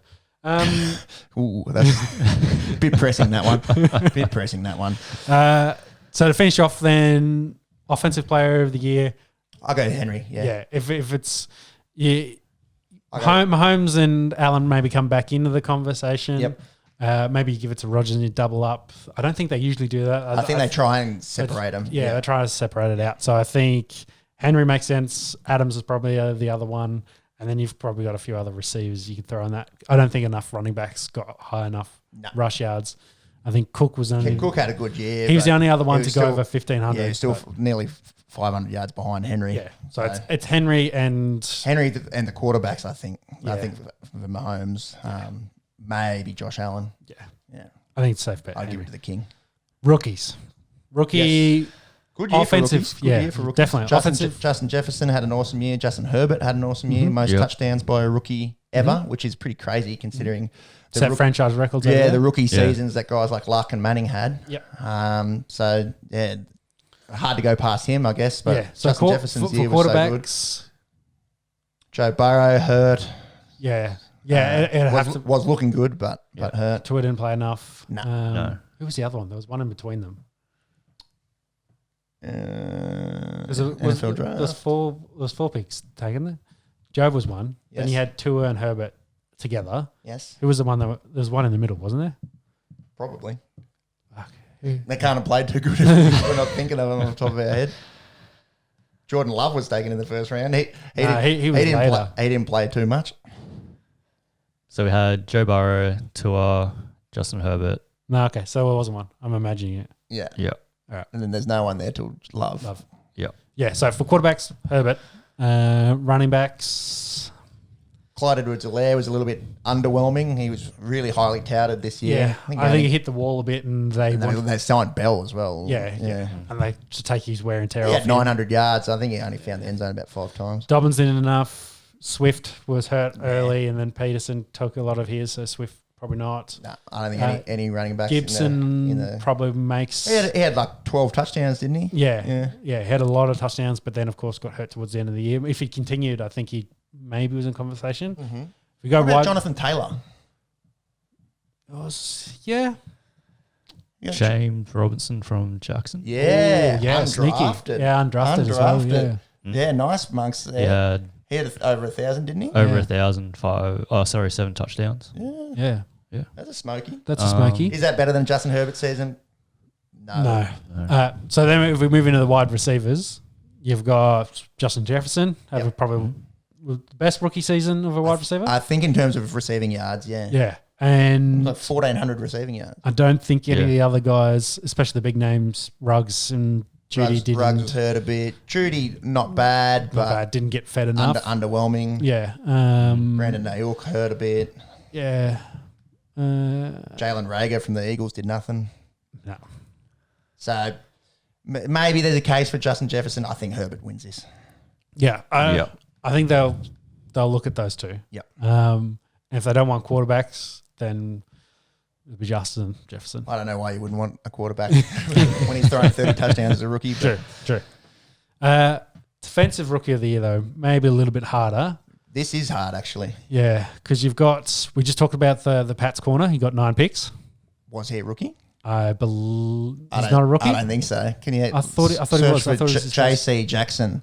I don't think he's a rookie. I thought Steamer said he was a rookie. Anyway, find that out. JC Jackson, have a look. There's Jeremy Chin from the Carolina Panthers. Had a few picks and 2 fumble return touchdowns on consecutive plays. Yeah, so Chin, I think He was. made a bunch of tackles as well. Yeah, he's and a lot of turnovers, like you said. So he was in the conversation.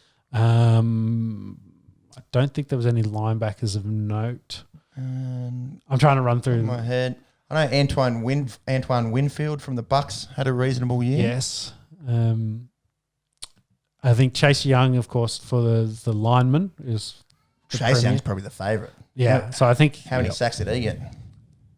did he hit double digits this year? I don't know. I think he was at the top. So I think Chase Young is They just got a little short list there, and that JC Jackson's not on there. I don't think he's a rookie. no. Okay. Let's have a look. You have a look at Chase Young stats monkey. So JC Jackson, unreal season, of course, with 9 picks. He was drafted in 2018. okay, my bad. Definite breakout career for him, though. Mm-hmm. So I don't really remember hearing about him No, last year. I don't think he played much last year. And with all the guys sitting out, the Patriots off defense, They maybe. gave him his opportunity. Yes. So Chase Young, I think Chin, like you said, I think they're probably the 2. How many sacks there, Chase Young? 7.5. 7.5, yeah. Yeah, I don't know. There's no standout. Definitely no standout. I've have a look at that Jeremy Chin. Oh, geez, it's close, isn't it? Patrick Quinn is the other one. Yeah, middle linebacker from Baltimore. Baltimore or Tampa? Yeah, Baltimore. Oh, Baltimore. Yes. Patrick Quinn. Yeah, made a bunch of tackles. Yeah, I remember because when I was looking into Devontae White, Devin White, who went to Tampa. Yep. His running mate was Patrick Quinn. And if you watch tape of the LSU games of White, you see Quinn making all the tackles. And it was like, why are people not talking about this guy? Yeah. Because he's big, he's 6'4", he's compared to White, who was not undersized, but was 6'1", more of a running guy. Yeah. Quinn didn't run great at the combine, but he, on tape, he just stood out. You watch tape of White and you're looking at Quinn because he's making the plays. He's at the bottom of the pile, especially in the run game. So let's see if I can get a look at his numbers and if he did anything other than just making bulk tackles, which is what you're expected to do. And on that quick list I Googled was Justin Blackmon is the other one. Oh, Justin Blackmon. Yeah, have a look at him. So Quinn's not a massive guy. He's 6 foot 230. So pretty standard. So he's not like that Tremaine Edmonds from Buffalo. So he had 66 solo tackles. So it's probably around about 100 combined. 3 sacks, 2 forced fumbles, and a pick. Not bad numbers. I don't know if that's defensive rookie of the year numbers. 106 total tackles he had. Meh. I'm going to go Jeremy Chin. That's going to be for me. I made over 100 tackles as a corner. Bunch of forced fumbles. Corner/safety, I think. Yeah, corner/safety, sort of a hybrid. Plays a nickel a fair bit. Who they got there? Jalen Blackmon. Justin's the former receiver. Julian Blackmon. I haven't even heard of that guy. Heard of Julian Blackmon? No, I haven't. Julian Blackmon. I was just trying to find out what position he plays. Safety. Who he plays for? Colts. Oh, there you go. Okay. Probably makes Numbers? sense. The Colts got some good young players on that defensive side of the ball, don't they? Well, they've got it at all 3 levels. Mm. There you go. 38, 2 intercepts. Must have just been dominant with his coverage. Yeah. Those numbers don't really scream at you, do they? No. I don't think they're rookie of the year. I think Winfield, Jr. as a and Chin, I think both had better years than him. What about Antoine Winfield Senior? It was when we started following the game. He was a corner at Minnesota. Yep. We've been following this game for a generation now. Yeah, we've been. Chase Young or Chin? Oh yeah, that's really open ended. I'll say Jeremy Chin, but that could go to anyone really. And I think that'll wrap up our NFL chat for the week. Yep. Sounds good. No updates really in this game. Still 20-13 here. The Rams leading the Seahawks. 5 minutes remaining in the third quarter. Yep. Bringing it back local. Yeah, so I think I'll just run through a whole bunch of other news stories, little tidbits, and we can comment on them quickly. So Corey Allen, who played for Queensland, had a good debut, didn't he? Good debut, very solid. Actually, I think he was a bit susceptible under the high ball. Yep. That's what he struggled with. But he was at Souths, filled in a bit for Latrell when he was hurt. He's now going and joining the Doggies. Of course, the Doggies basically rebuilt their entire backline Haven't now. they? So they've got Kotrick and they've got Addo-Carr next year, 2022. Corey Allen. I think they've got someone else. They've got the former Panther who went there this year, Lesniak. Watin Zelezniak? Yeah. There's 2 of them. Okay. There's Dallin and there's the other one. I think one Malachi? I think one of the Panthers guys went across Okay. the previous year. So they got there, but I thought it was interesting because Allen, I think, is very much going across to play fullback. Yeah. There was some chat that Addo-Carr may go across to play, might try his hand at fullback when he goes and joins the Doggies. But if they've got Allen there, well, Alan's going to be there this year. Maybe they'll try and see how he goes.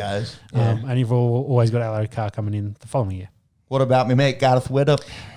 He's going back to the north of England. A bit unfortunate. He'd gone back to England, but then came back across because his family basically said, we want to live in Australia. We want to base ourselves in Australia. That's what we want, his young family to grow up, etc. And why would you want to live on that shitty, rainy, corona-infested island? After what UK's going, you broke my chair. They break all the time. We'll just glue it back there and stick back in, she'll be right. So they wanted to be based here, so they came back across. Gareth was looking at some contracts, looking at Cowboys, etc. Dropped his asking price down. I think he was saying, I'll take 300 a season, 300K a season. Way unders than what he could get in the UK. But no one wanted him, so he's had to go back to the UK. So his family's still here. See if he can get a Super League contract, which he probably will. Yeah, sure. And so he can keep getting played, which is a bit unfortunate he couldn't get a deal here. Yeah. There's definitely some clubs that could use him. Yeah, old favourite of mine, old Gareth Widdop, one of the toughest 5'8s getting around in the modern rugby league. Yeah. Surely he gets snapped up in the Super League. Yeah. And the final NRL news was Mitchell Pearce has stepped down as the Knights captain after a bit of a sexing scandal that's going on up there. Sexing scandal or sexing scandal? That's a tongue twister, that one. Yeah, the scandal. This is bad because he's meant to be getting married and they've called off the wedding. Yes, and there's I think it's all a bit sticky icky. I'm not sure if, because it was with a lady from the club. Well, I think she's dating another player. She was going out with one of the players, and I think the boys were all off him for that, and it's all very messy. Yes. So see if Pearce is playing there this year or not. Yeah. So what happened? Did he step down himself, or was he told to step down? Do you know? Probably a bit of both. Yeah. Yeah. Jeez, I feel for everyone involved there. Mitch, what are you doing? Yeah. In the AFL, probably again.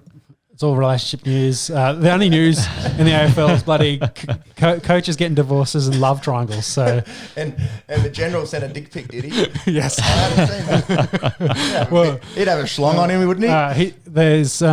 He's been investigated for DMing a lady some lured pics. So if you're DMing a lady lured pics, I'm assuming they're dick pics. So yes, Jonathan Patton, that is, sending dick pics. If they're cracking down on everyone that sent a dick pic, you're going to lose half of the professional sport in Australia. Yeah, Dak's like... Just don't do a Draymond Green and put it on Twitter, which is what happened a couple of years ago. Or do a Dak Prescott and have your face in it. Yeah, that's right. Anyway, some other news. The F1, the Aussie GP in Melbourne has been postponed. Very much. They're normally in March? Yes. Yeah. Yes. Yep. Normally in March. Early March. Yeah. F1, of course, doesn't want to come to Melbourne, have to quarantine for 2 weeks. And then, of course, all the difficulties of going around getting all those people into Melbourne. So they're postponing it. I think the first race is going to be in Bahrain instead. A week later. Yeah. Yeah. So I think most of the season will probably be like it was this year, to be in Europe and in Southeast Asia and in the Asian continents. Sorry. I jokingly said, well, why don't they do it at Bathurst and fly into Sydney, fly in New South Wales and do the race? Absolutely no fucking chance. Yeah. Yep. As dreaming there. Yeah, as a premier racetrack in Australia, it probably goes. You got Melbourne. You've got when they do the Gold Coast, but it's not a Pacific race track. It's a street track, yes, but it's a well-known street track. Bathurst is probably the other big one for dedicated street track that has history around it. Otherwise, you'd go Adelaide as well. But everyone's not going anywhere near those places. They're just going to stay overseas. You reckon the supercar fans would, all of these fucking posh idiots, F1 fucking wankers. I'd be really, the only cool thing, the only reason I bring it up is it'd be excellent to see an F1 car go around the mountain, come down the mountain. Yeah. Because the comparison is so different. They'd be 30 seconds quicker a lap than the supercars are. Yeah. And imagine that around Bathurst. It'd be unreal. Is there any... At the top of the mountain, obviously, it'd be insane to watch those cars go through. Yeah, exactly. That's the only reason I bring it up. Obviously, my F1 knowledge isn't up to scratch compared to you two boys. Is there any comparable tracks on the circuit? Like, is there anything that's that hilly in the there's F1? a few that have. I wouldn't say so. Yeah, like Not- Silverstone has some up and down, not like, to the extent that but Bathurst- nothing. Not to the I don't extent think of that anything elevation. has. Maybe in the Nürburgring in some parts of it, but yeah, nothing really has that goes up a mountain and comes Yeah, down yeah, again. right, Like right. and for that matter, Bathurst is one of the few tracks that kind of really does that too. There's, the Nürburgring itself, where they go all over the bloody countryside, probably does, but for a racetrack, yeah, it's one of the few that has that elevation change. I know, maybe a bit too steep. yeah. Well, I know. I can't remember the actual race course. There's one in America that has a very similar down corner to the corner that is on the mountain in Bathurst, where it's a high elevation to very low elevation with That a wouldn't quick. be towards the Circuit of Americas. I don't know. That's the main one. It's La something, I think. That's something. Yeah, I can't. Too much Gran Turismo. That's what I remember. So the Melbourne Grand Prix has been postponed to later on in the season, but Postponed in inverted commas. yes. I think that very much depends on international travel and what they want to allow into Australia, et cetera, et cetera. Especially if they're not allowing the UK strain and they're going ham for it here at the moment, and considering a lot of these F1 teams are based out of Losing their England. marbles, so, aren't they? yeah. No more fucking Coronas. Coronas a beer. Oh, wait until we get to talk about the soccer. And to finish up my other, I've got golf. Did you see? Yeah. We hit the links on Yeah. Friday and we were talking. Stoko was asking about who can drive it the furthest, and I was saying Bryson DeChambeau can hit it over 300 meters. I can't remember the conversion. He hit this one yesterday from the 12th. Hit it 414 yards. Par 4, put it on the green. On the green. Missed He got his a Eagles chance. Really nice kick. Yeah, like it was sort of like a downhill one, and they were Yeah, saying real if nice anyone roll. can do it, it's him. That's Yeah. still fucking obscene. Yeah. 378 meters. Yeah, that's If crazy. you're driving over the green on half of our par fours that Yeah, we play, yeah. that's Yeah, I think they were asking about it, and he said, "Yeah, I can really only use this on certain holes because other Yeah. holes is just just can't do it." Like, yeah. And you need them to be straight, like obviously on the dog legs, unless he's trying. And he does go over the trees sometimes, but there's only certain holes that but present him the opportunity risk as to well. do it. So Yeah. Yeah, the accuracy at that range. And what about this swing on him? It's so weird. He looks like those professional. I love the way he those like big drive guys he that pi- that don't plant their feet. Yeah, You I think he has to because the amount of force that he probably Yeah. brings his swing, he has to pivot and flip because he does like He'd throw his hip out if he didn't. well, both of them go from like 90 degrees to straight. like he flicks on, he pivots on Yeah. on his the points of his toe. Yeah, he twists off it's it. weird. It doesn't look Yeah. like a pro golfer swing. It I looks think like if he didn't do it, he's probably having ACL and knee injuries in Yeah. the future because Yeah. that's where it's all going through. Yeah. It's just probably maintenance for him to longevity of his career. Do you think? Tiger was always big in the gym. Obviously, he's not even comparable to the Not size-wise, the rig like- that Bryson Scott. Do you think? Bryson's an NFL player playing golf. Yeah, pretty much, and it does show it sometimes in his short game. Yeah. Do you think other golfers might start taking this approach of just trying to beef up and being able to outdrive everyone? I think it's very much been on the tour. They've been saying it's become more of a power game. Like you need to drive very long so you can then play that very short game. Because take for example, if Bryson's having eagle chances on par fours all that's the right. time. He's just got to learn how to putt. Yeah, exactly. Like it's bring him into all those tournaments, and if you're going to beat that guy, well, you got to compete with that guy. Yeah, True. Yeah. And it's interesting on this one. The guys, the group in front of him were putting on that green. Oh, really? Yeah. Luckily, his ball rolled down onto the back of the green, and they were kind of. It was a long eagle putt for him. Yeah. But they were more closer to the pin and putting it in, so they didn't really bother them. But You're probably thinking, they're 380 meters away. This should be sweet. Yeah. Fuck. Yeah. Yeah. I don't know. Yeah, jeez. I play a little bit of golf down at Bermagui, and the only similarities I've got with Bryson is they call me slicing. Very ordinary golfer. Yeah. Well, you're a converted cricketer trying to play golf. So. Yeah, but some cricketers are good at golf. Ricky Ponting doesn't swing the club like I do. Anyway, He was also good at cricket, so Well, Anyway. here we go. Copping this half an hour before I've got to leave for my Sunday social cricket game. Yeah. well, if you get a duck, you got to put it in the chat. Haven't had one this season. So Very good, the, very good. The quality of the bowling, of course, in Sunday social are unreal. You know, Bowlers, no. bowlers, no. Okay, so When's the PGA Tour kicking back off? They're not normally on until about February. I don't know. I know there's a tournament on at the moment, but I don't know what it is. I I don't think think- it's all practice kind of tournaments at this stage. First tours This weekend. this weekend. Yeah. So There we go. yeah, We're all over that. so the one with, I'm assuming, is this the one they're playing at the moment? Yeah. So there'd be round 2 today. Must have been round 1 yesterday. No, it should be Round 3. Round three. three. Round three today. Saturday. Yeah. Playing Sorry, I in thought it was Hawaii. Sunday. That'd Yes. be why. Yeah, it's Yeah, Hawaii. not too many places in America you can be playing golf in January. Yeah. Florida, California. Yeah. I know the very few warm Yeah. places in the States. Maybe there's probably a lot of the southern states actually, but yeah. Yeah. So we got Who's leading Harris. that? Harris English is leading that Yeah. under 16 Mm. with 2 under in round 3. Where is Bryson? Good question. So he's Tied tied 6th. And Cam Smith tied 6 as well. The Aussie. Yeah. Enjoying his off season. Yeah. Thought he was playing at the Titans. Yeah. Well, Melbourne Storm have started training this week and he's not there, so Interesting. interesting. No decisions yet. Mm. He's too busy playing golf. Final other news story to hit is the UFC. There's a card coming up next week. The headliner being Holloway versus Qatar. Holloway, of course, number 1 contender, coming off his championship fights. I think the co-main is Carlos Kodik, sorry. I think I'm saying that. I probably fucked that up. Versus... Coldick. Is he related to Hardnick? who's he? See if you get that card up there. UFC on ABC. Just search for UFC. It's the last one. He's fighting. He's in the welterweight. Two kind of comebacks in the welterweight division. Not a great card otherwise, other than Holloway being on it. But that's coming up this week.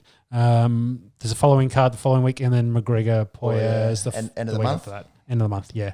So we'll cover that more in detail when it gets a bit closer. Monks' favourite lady, Paige Van Zandt, is Everyone's favourite. she's going to be fighting this bird Hart in the bare knuckle fighting championship. So she's bare going knuckle. bare Bare knuckle. knuckles.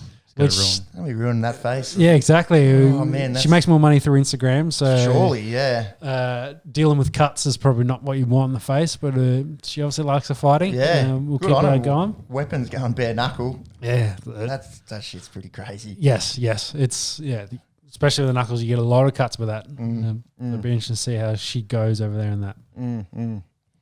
Anything you want to add, James, before I move on? Yeah, do we find old Cold Dick? Carlos I can't say his name. It's Condon. Condon. Carlos Condon. He's been around for years. who's he He fighting? is. Matt Brown. That's the one. He's Matt Brown also been around for a while as well. been around for a long time. So Yeah. You want to make any predictions on that Holloway Calvin Qatar fight? I'm going to go Holloway. Yeah, I You'd think like about Holloway Holloway. as well. Yeah. Not really fighter relevant, but UFC 257. They're anticipating first crowds. Yeah. Yeah. On Fight Island. So Yeah, the on Fight crowd- Island. So First crowds on Fight Island. limited. So that's going to be 12 months almost to the date since they've had. So when they say that, that's talking about we're going to go to the Princes in Abu Dhabi and charge them a fucking mint to come watch some cockfighting. That's what they're saying. Cockfights, you reckon? You boys seen cockfighting before? Little tangent Nah. in the Philippines when Yeah. oh my We're talking about goodness. roosters here. yeah. Roosters, yes. Yeah, Roosters. Philippines. We're not talking Thailand. No, don't worry. There's plenty of that in the Philippines too. So I've heard. Yeah, absolutely brutal sport. Mate, Peter gets their knickers in a knot over horse racing here. Just don't look at that stuff. No. Oh, it's It's another level. more birds getting slain than KFC. KFC. I reckon. Oh, it's so I'm bad. glad you went with KFC there. Dude, it's full on. It's like televised. Like it's one of their national. Like they love basketball Really? and cockfighting. Yeah. Mm-hmm. Wow. In Mexico as well, it was really big, the cockfighting. Wow. They live good lives until they get in the ring, the roosters. Yeah, they're prized animals, you know. Yeah. Well, they'd obviously try to grow them big, of course, like all that sort of stuff. But yeah. Anyways, there's a little tangent. Yeah, First cockfighting chat on the Esky. So to finish off, still sport. We'll follow that. What was it? Mongolian table tennis or Mongolian badminton? Sports bet, you got to get a Filipino cockfighting market open. so to finish up that UFC card, I think Barkley is on that as well. He won KO of the year with that. The leg catch, spinning, leg back kick thing, wizardry, fuckery thing we want to call it. Yeah. But yes, he's fighting on this card. I think it's his first fight since that knockout. So he's third or fourth, I think, on that card. So Yeah, he's fourth. one to watch out. Someone's out in the cricket. Ooh. It is Well, give us an update on the cricket. Marnus. So Labuschagne is out for 73. Steve Smith's not out 44, and Matthew Wade's just joined him at the crease. He's not out 4. So a bit frustrating, I guess. Yeah, for Loose Labuschagne. Buschagne would be frustrated with that. Should be hitting 100. 250s and not going on, but So what are they at now? So they're 3 for they're 3 for 148. So with 97. Yeah, so it's another 50 runs 50 runs this morning. ahead. Okay. Did you see? Or thereabouts. Yeah, what happened? 50 runs in an hour is not bad. What happened? Yeah, I think, Marnus was striking at 62, so not going ham, but not Pajara batting. Yeah, what happened here? Because my mother-in-law mentioned this to me last night, saying that Shane Warne, Yeah. Yeah, so let us know, mate. bit of a background. So it was at the start of a Big Bash match. Yeah. KO started the coverage a little bit earlier than expected. Is this him and Simmons? Yeah. He was on Him the and mic Simons. and Get stuck in the Loose Buschagne. Yeah. didn't Hot realise that they were live. Yeah, so hot mic, they got caught out talking about What was said? loose bus change. I think they were just talking absolute garbage, but It It is was having a laugh. garbage. They were just going on about his action at the crease and how he's Yeah. got ADD. and Oh, there's no wiggles around too much. Him and Yeah. Smith are exactly the same. Yeah. I think they dropped a few F bombs on Yeah. pay TV. Yeah. I'm guessing. And See, they're probably getting in trouble because they've said he's looks like he's got ADD, so there's probably a lot of people saying you can't say that, which I suppose would be hard having a kid that's actually got some ADD. Hopefully, no one has listened to us. I've said Steve Smith's autistic before on this podcast in a good way. Yeah, I love the man way, but yeah, they are both of them very fidgety at the crease, and they've got their own little idiosyncrasies. The old timers hate it. Yeah. Let's be honest. Yeah. They hate all the moving around. Like, what are you going to do that? Like, Yeah, and you know what's funny? What we mentioned earlier about Pekowski does it a little bit too. Yeah. Not as bad, not as bad, yeah. but yeah. I think it's just the style they come into it. It just puts the bowler off a bit. Yeah. So, yeah. Anyways, it's Warner what and we- Simmons talking garbage. This is a difference between getting paid by Foxtel to do something or sitting around in podcasts. We don't have any bosses. We can just say what these guys would say to each other. But then when we're also not live TV to children. So yeah, that is true. That is true. And there is an explicit warning on the show. So it's the reason we tough. say not for children. I suppose from Warnie's perspective, also being maybe in and around the team, like because he's given Labuschagne tips on bowling and stuff as well. So and that relationship, that environment, like I don't talking want to put myself in Marnus's shoes here, but I think he'd just have a laugh. I don't think he would have been personally offended by that at all. No. It's obviously just swearing and talking about disorders on on national TV. That's why they're in trouble. Yes. The professionalism lacking. Yes. Start a podcast, Shane. That's some stories. That's some story. and if he doesn't want to start one, we've got one running for him. And the bloke sitting next to him, Andrew Simons, would have some stories. Those 2-on-2s. Oh boy! Oh wow! Yeah. All right, we'll move into the NBA. So yes, the Ball brothers played yesterday. Yep. So their first meeting, LaMelo nearly got a triple double. Yeah. I'll just try and get some numbers. Did get it very well over Lonzo. I think he didn't score really well in this. So So what's this? He's playing for Pelicans and Hornets. The Hornets beat the Pelicans. Mm-hmm. Yeah, just trying to remember. Just getting the numbers up here. Oh, it nearly got a triple-double. He's one assist off. Yeah, he was 12, 10 and 9. Yeah. So not a massive scoring game for him, but impressive for a rookie to be out Definitely there getting that many dimes and getting that many boards. And a better player than, his brother in this one. Yes. So, Peppy's favourite subject, Corona news. So the Sixers have had several players. So Steph Curry tested positive, and of course they had close proximity. Seth Curry. Seth, sorry. Yes, brother of Steph. Yes. Sorry. Yes. Seth Curry. You wouldn't want to have a lift and have to cover Steph Curry. Yeah, both of them are against each other. But it looks like they had a lot of close contacts. Of course, in the team, it's a small team, and if they're training together, of course, passing the ball around, whatever, they're going to have some issues there. So I'm not sure. Can you just check if they've postponed the next 76ers game, if they've moved it back or not? Because they're talking about that happening, which will be the second game already this season that they've had to move back a little bit. Well, looking at the upcoming games, the Sixers aren't playing for a few days. I've got them here scheduled Tuesday, our time. So that's 3 days away. So they might move that back. The Dallas Mavericks, I think, they went to Denver, and they had some players then stuck in Denver because they had 3 guys test positive for COVID, so they're going to be out against the Magic. I'm not sure if that game's been played since I wrote this note. And the final little note I had here was going back to the Aussie. So Joe Ingles, England Joe, his Ironman streak has finally ended. How many games did he have? 384 consecutive regular season games. That in is total, including postseason, was 418 straight games of basketball. 418 straight. Yeah. Durable. So that goes England Joe. So that goes back to What's he out with? Not sure. Yeah. I think the doctors finally told him to rest for something, and he's just like, all right, done. That's awesome. So 2015 was the last time he missed a game. Is that the longest streak ever? I don't think it's the longest streak ever, but it's the longest active streak, I believe. Streak. I love Joe Ingles. Yeah. Like, you look at the bloke and, athletically compared to some of the blokes over there. Yes. He doesn't look like LeBron, so let's put it that way. No, but just like a weapon 3-point shooter and has developed other parts of his game as well, and a crowd favourite there in Salt Lake City. So it looks like he's out with some Achilles soreness. Achilles soreness, so it's just a little bit tight. Yeah. The doctor said don't want to be messing around with Achilles. Yeah, exactly. So take it a bit easy in that.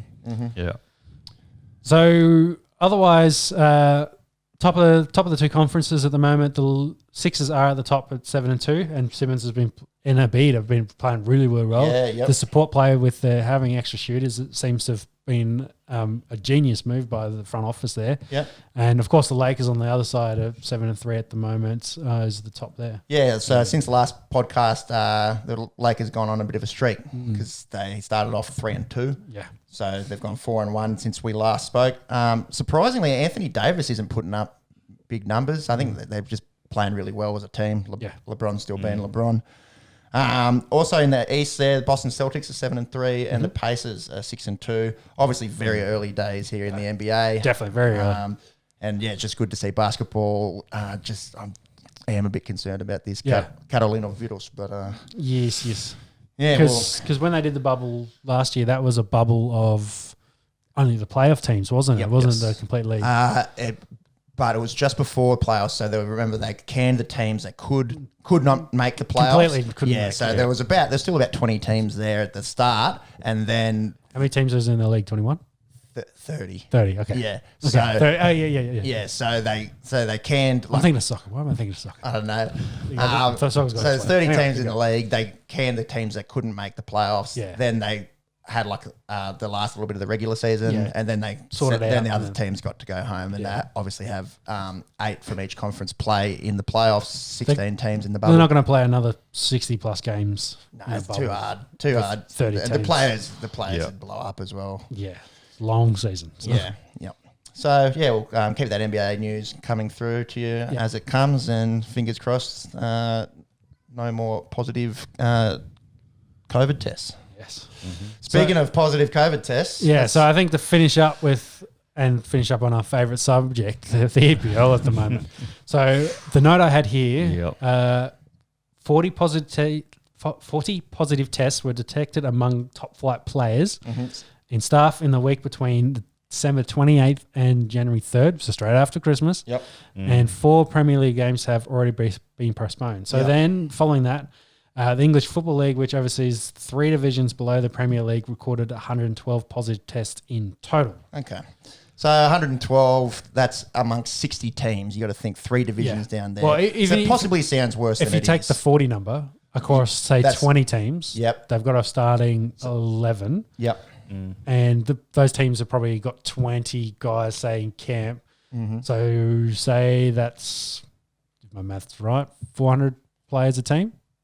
400 well, that's 20 by 20. Yeah. So it's probably a few more. I think most clubs probably take 25.